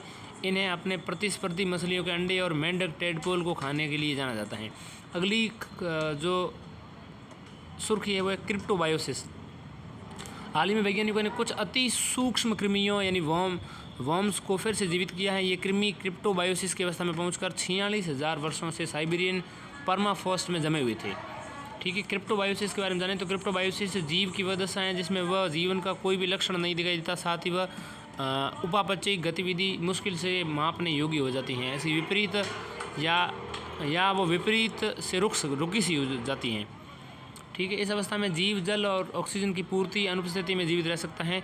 यह अन्य चरम परिस्थितियों का सामना कर सकते हैं। हालांकि चयापचयी उपापचयी जीवन की एक परिभाषित विशेषता है उपापचयन, जिसमें क्रिप्टोबायोसिस को किसी जीव की अस्थायी मृत्यु भी कहा जाता है, क्रिप्टोबायोसिस। अगली सुर्खी है बाहुबली मवेशी बाड़बंदी, बांसबंदी भी कहते हैं। क्या है ये देखिए, Bahubali cattle fence, bamboo fence भी कहते हैं। सड़क परिवहन और राजमार्ग मंत्रालय, सड़क परिवहन और राजमार्ग मंत्रालय भारत के राजमार्गों के किनारे बाहुबली मवेशी बाड़बंदी को लगाने की योजना बना रहे हैं। यह योजना मवेशियों को सड़क किनारे सड़क पार करने से रोकने, खतरनाक दुर्घटनाओं के कारण बनने से बचाएगी। बाहुबली मवेशी बाड़ योजना के बारे में जाने, इसके तहत बांस को पहले कियोसोट तेल से उपचारित किया जाता है। उसके बाद इस पर पुनर्चक्रित हाई डेंसिटी पॉलीएथिलीन यानी HDPE का लेप किया जाता है। तो हाई डेंसिटी पॉलीएथिलीन यानी HDPE का लेप लगाया जाता है। यह अत्यधिक मजबूत हो जाता है और स्टील का विकल्प बन जाता है। ठीक है, इस बाड़ को श्रेणी 1 की फायर रेटिंग प्रदान की जाती है। ये सुरक्षा सुनिश्चित करने के साथ साथ पर्यावरणीय चिंताओं का भी समाधान करती हैं। इसके अलावा देखिए सालसोला क्या है, सालसोला अपोजिट फोलिया, तो डेंस फोटोनिया, सालसोला अपोजिट डेंस फोटोनिया, ये कि हाल ही में खोजी गई झाड़ी की एक नई प्रजाति है। इसका नाम है सालसोला अपोजिटिफोलिया डेंस फोटोनिया। ये जो है प्रजाति खोजी गई झाड़ी की, ये जो है एमारेंथेसी कुल से संबंधित हैं। ये 12 झाड़ी हैं जो गुजरात के कच्छ जिले खादिर बेट और बेला क्षेत्र के खारे शुष्क व अर्ध शुष्क वातावरण में उगती हैं। ये एक प्रोस्टेट अर्थात काष्ठीय पादप हैं। और सालसोला की अन्य प्रजातियों के विपरीत इसमें रोवें जो हैं हेयर्स नहीं पाए जाते हैं। भारत में खोजी गई सालसोला जीनस की अन्य प्रजातियों में देखिए सालसोला काली है, सालसोला एटमेनी है, सालसोला मोनोप्टेरा है। इसके अलावा कैरोक्सिलॉन इम्ब्रिकेटम, सालसोला बेरियोस्मा, इसके अलावा हेलोगेटन ग्लोमेरेटस, सालसोला ग्लेमेरेटा। इसके अलावा सालसोला जीनस के पौधों के पत्तियों में खारा रस पाया जाता है। इसका उपयोग साबुन बनाने के लिए किया जाता है। ये औषधीय गुणों से भरपूर होता है। अगली सुर्खी की बात करें तो होलोबायोन्ट्स क्या है देखिए, होलोबायोन्ट्स पशुओं और पौधों को अब स्वायत्त इकाई के रूप में नहीं माना जाता है। इनके बजाय उन्हें होस्ट और उनसे संबंधित सूक्ष्म जीवों यानी कि होलोबायोन्ट्स से बने जैव आणविक यानी बायोमोलिकुलर नेटवर्क के रूप में माना जाता है। संक्षेप में कहा जाए तो होलोबायोन्ट एक होस्ट हैं और सभी सूक्ष्म जीव माइक्रोबोब सहजीवी इकाई के रूप में काम करते हैं। देखिए उदाहरण के लिए फलियों की जड़ों में मौजूद जीवाणु पौधे द्वारा उत्पादित शर्करा से लाभान्वित होते हैं। ठीक है, पौधे द्वारा उत्पादित शर्करा से लाभान्वित जीवाणु नाइट्रोजन की आपूर्ति करके पौधे के विकास में मदद करते हैं। तो इस प्रकार उनके संगठित जीनोम एक जो है होलोजीनोम का निर्माण करते हैं। बात करते हैं आपदा जोखिम न्यूनीकरण पर वैश्विक आकलन रिपोर्ट 2023। तो global assessment report on disaster risk reduction यानी DDR 2023। तो ये क्या है? संयुक्त राष्ट्र आपदा जोखिम न्यूनीकरण कार्यालय DRR यानी कि डिजास्टर रिस्क रिडक्शन, इसने यूनाइटेड नेशंस संयुक्त राष्ट्र डिजास्टर रिस्क रिडक्शन, ठीक है, इस कार्यालय ने आपदा जोखिम न्यूनीकरण पर वैश्विक आकलन रिपोर्ट 2023 GARDRR 2023 रिपोर्ट जारी की है। इस रिपोर्ट का जो थीम है वो है सतत विकास लक्ष्यों के लिए लचीलेपन का मानचित्रण। रिपोर्ट्स के मुख्य बिंदु पर नजर आने पिछले 50 वर्षों में दर्ज की गई आपदाओं की संख्या में 5 गुना वृद्धि हुई है, ठीक है। पिछले वर्षों में दर्ज की गई आपदाओं की संख्या में 5 गुना वृद्धि हुई। रिपोर्ट में से बताया गया सूखे के कारण उप सहारा अफ्रीका और दक्षिण पूर्वी एशिया में फसल उत्पादन में नुकसान होने वाले भूखमरी का खतरा जो है 80% तक बढ़ गया है। लचीलेपन के लिए सर्वोत्तम वैश्विक पहलों में निम्नलिखित शामिल हैं। शहरों में हीट वेव की स्थापना, हीट वेव की समस्या निपटने के लिए भारत का हीट एक्शन प्लान, इसके अलावा मरुस्थलीकरण से रोकने के लिए साहेल क्षेत्र की ग्रेट ग्रीन वॉल पहल, इसके अलावा लचीले पल यानी कि रेजिलेंस से आशय किसी प्रणाली, समुदाय या किसी विपदा से प्रभाव में आने पर समयबद्ध व कुशल तरीके से उसका प्रतिरोध करने, उसका सामना करने, उसे सहने, अनुकूलन विकसित करने के बदलाव से उभरने की क्षमता जो है उसको लचीलापन कहते हैं। सामाजिक कल्याण, लोग, पारिस्थितिकी या जैवमंडल की बेहतरी, पृथ्वी या आर्थिक कल्याण, समृद्धि, लचीलापन को मजबूत करने की दृष्टि से आपस में जुड़े हुए हैं। DRR यानी डिजास्टर रिस्क रिडक्शन का लक्ष्य जो है बचाव की नैतिकता के सिद्धांत के अनुरूप भूकंप, बाढ़, सूखा, चक्रवात जैसे प्राकृतिक खतरों मानव नुकसान को कम करना है। रिपोर्ट में की गई मुख्य सिफारिश के लचीलेपन और अनुकूलन के लिए पहले से निवेश करके आपदाओं और खतरों को कम करने, नुकसान बचाया जा सकता है। इसके लचीलापन विकसित करने के लिए सार्वजनिक, निजी, द्वितीयक क्षेत्रों में लचीलापन के लिए निवेश करने, अनुकूलन विकसित करने की आवश्यकता होगी। UNDRR की स्थापना 1999 में हुई थी। इसका मुख्यालय जिनेवा में स्थित है। यह आपदा जोखिम न्यूनीकरण पर सेंडाई फ्रेमवर्क 2015 से 2030 का जो है संरक्षक है। UNDRR United Nations disaster risk reduction. सबसे पहले हम जान लेते हैं अनुकरण के माध्यम से जोखिम में लाने वाली कमी के विकल्प क्या है। अनुकूलन की सीमाएं देखें तो भौतिक, पारिस्थितिकी, तकनीकी, आर्थिक, राजनीतिक, संस्थागत, मनोवैज्ञानिक और सामाजिक सांस्कृतिक जोखिम देखें तो जोखिम में क्या है, एक सुभेद्यता, प्रभाव में आना और संकट। देखिए सुभेद्यता को कम करना, इसके अलावा इसके उदाहरण क्या है, देखिए सामाजिक सुरक्षा, आजीविका विविधीकरण, बीमा संसाधन, विपदा रोधी, आवास और अवसंरचना, ये सुभेद्यता को कम करेगा। इसके अलावा प्रभाव में लाना जोखिमों को, जोखिम के देखिए खतरे के प्रभाव में आने से बचाना, इसके लिए तटों से हटना, पुनर्वास, जोखिम संवेदनशीलता, भूमि उपयोग, इसके अलावा प्रारंभिक चेतावनी, प्रणालियाँ और निकासी, ये सब इसमें शामिल आते हैं। संकट, खतरों को कम करने के लिए कार्रवाइयाँ, इसके लिए देखिए तटीय बाढ़ को कम करने के लिए पारिस्थितिकी तंत्र आधारित उपाय, इसके अलावा तटीय तूफान, चक्रवात के लिए गति को कम करने के लिए मैंग्रोव वृक्षारोपण, इसके अलावा कम जल प्रवाह की स्थिति में जल संकट का समाधान करने के लिए जलाशयों का निर्माण, इसके अलावा ग्रीन हाउस गैस उत्सर्जन को कम करना, ये सब इसमें शामिल हैं। अब हम बात करते हैं राज्यों में अग्निशमन सेवाओं के विस्तार और आधुनिकीकरण के लिए योजना, scheme for expansion and modernisation of fire services in the states. केंद्रीय गृह मंत्रालय ने राज्यों में अग्निशमन सेवाओं के विस्तार और आधुनिकीकरण के लिए योजना तैयार की है। इस योजना को राष्ट्रीय आपदा प्रतिक्रिया कोष, तो नेशनल डिजास्टर रेस्पॉन्स फंड के तहत तैयारी और क्षमता निर्माण के लिए वित्त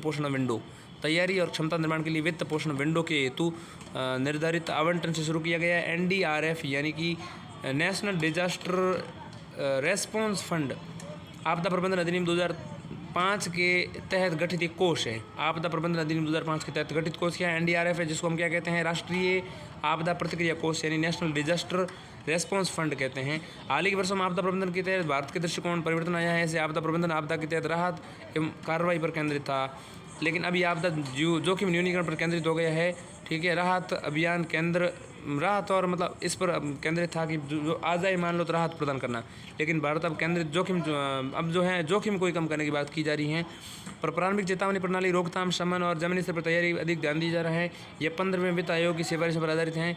आयोग ने NDRF और राज्य आपदा प्रतिक्रिया कोष यानी स्टेट डिजास्टर रेस्पॉन्स फंड प्रत्येक में 12.5 राष्ट्रीय तैयारी क्षमता निर्माण के लिए वित्त पोषण विंडो हेतु आवंटित करने की सिफारिश की है। NDRF और SDRF प्रत्येक में से 12.5% राशि जो है तैयारी और क्षमता निर्माण के लिए वित्त पोषण विंडो हेतु आवंटित करने की सिफारिश की है। योजना की विशेषताएं देखें तो इस योजना का उद्देश्य राज्यों में अग्निशमन योजनाओं का विस्तार आधुनिकीकरण करना है। एनडीआरएफ के कुल कोष में 5,000 करोड़ रुपए की राशि अग्निशमन सेवाओं के विस्तार और आधुनिकीकरण को प्राथमिकता देने के लिए निर्धारित की गई है। राज्यों को उनके कानूनी और बुनियादी ढांचे में सुधारों की आवश्यकता के आधार पर प्रोत्साहन के रूप में 500 करोड़ रुपए की राशि प्रावधान किया गया है। इस योजना के अंतर्गत आवंटित निधियों का लाभ उठाने के लिए संबंधित राज्य सरकारों के कुल परियोजना का लागत 25% अपने बजटीय संसाधनों से उपलब्ध कराना होगा।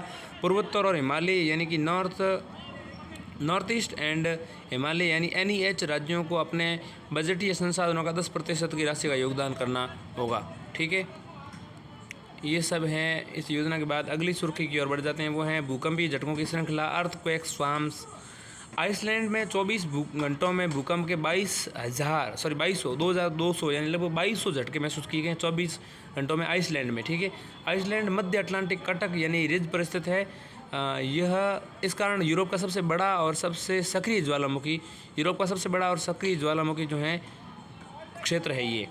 ठीक है, इस कारण ये जो है आइसलैंड जो है यूरोप का सबसे बड़ा और सबसे सक्रिय ज्वालामुखी क्षेत्र है।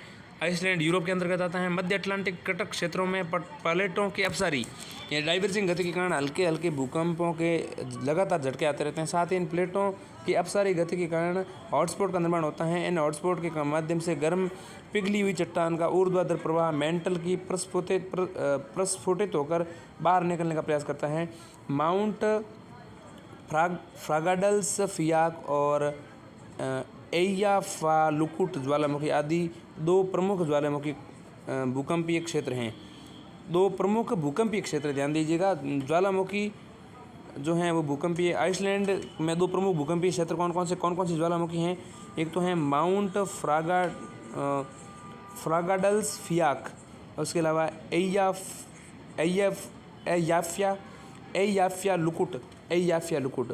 एय्याफालुकुट और माउंट फ्रागाडल्स फियाक। तो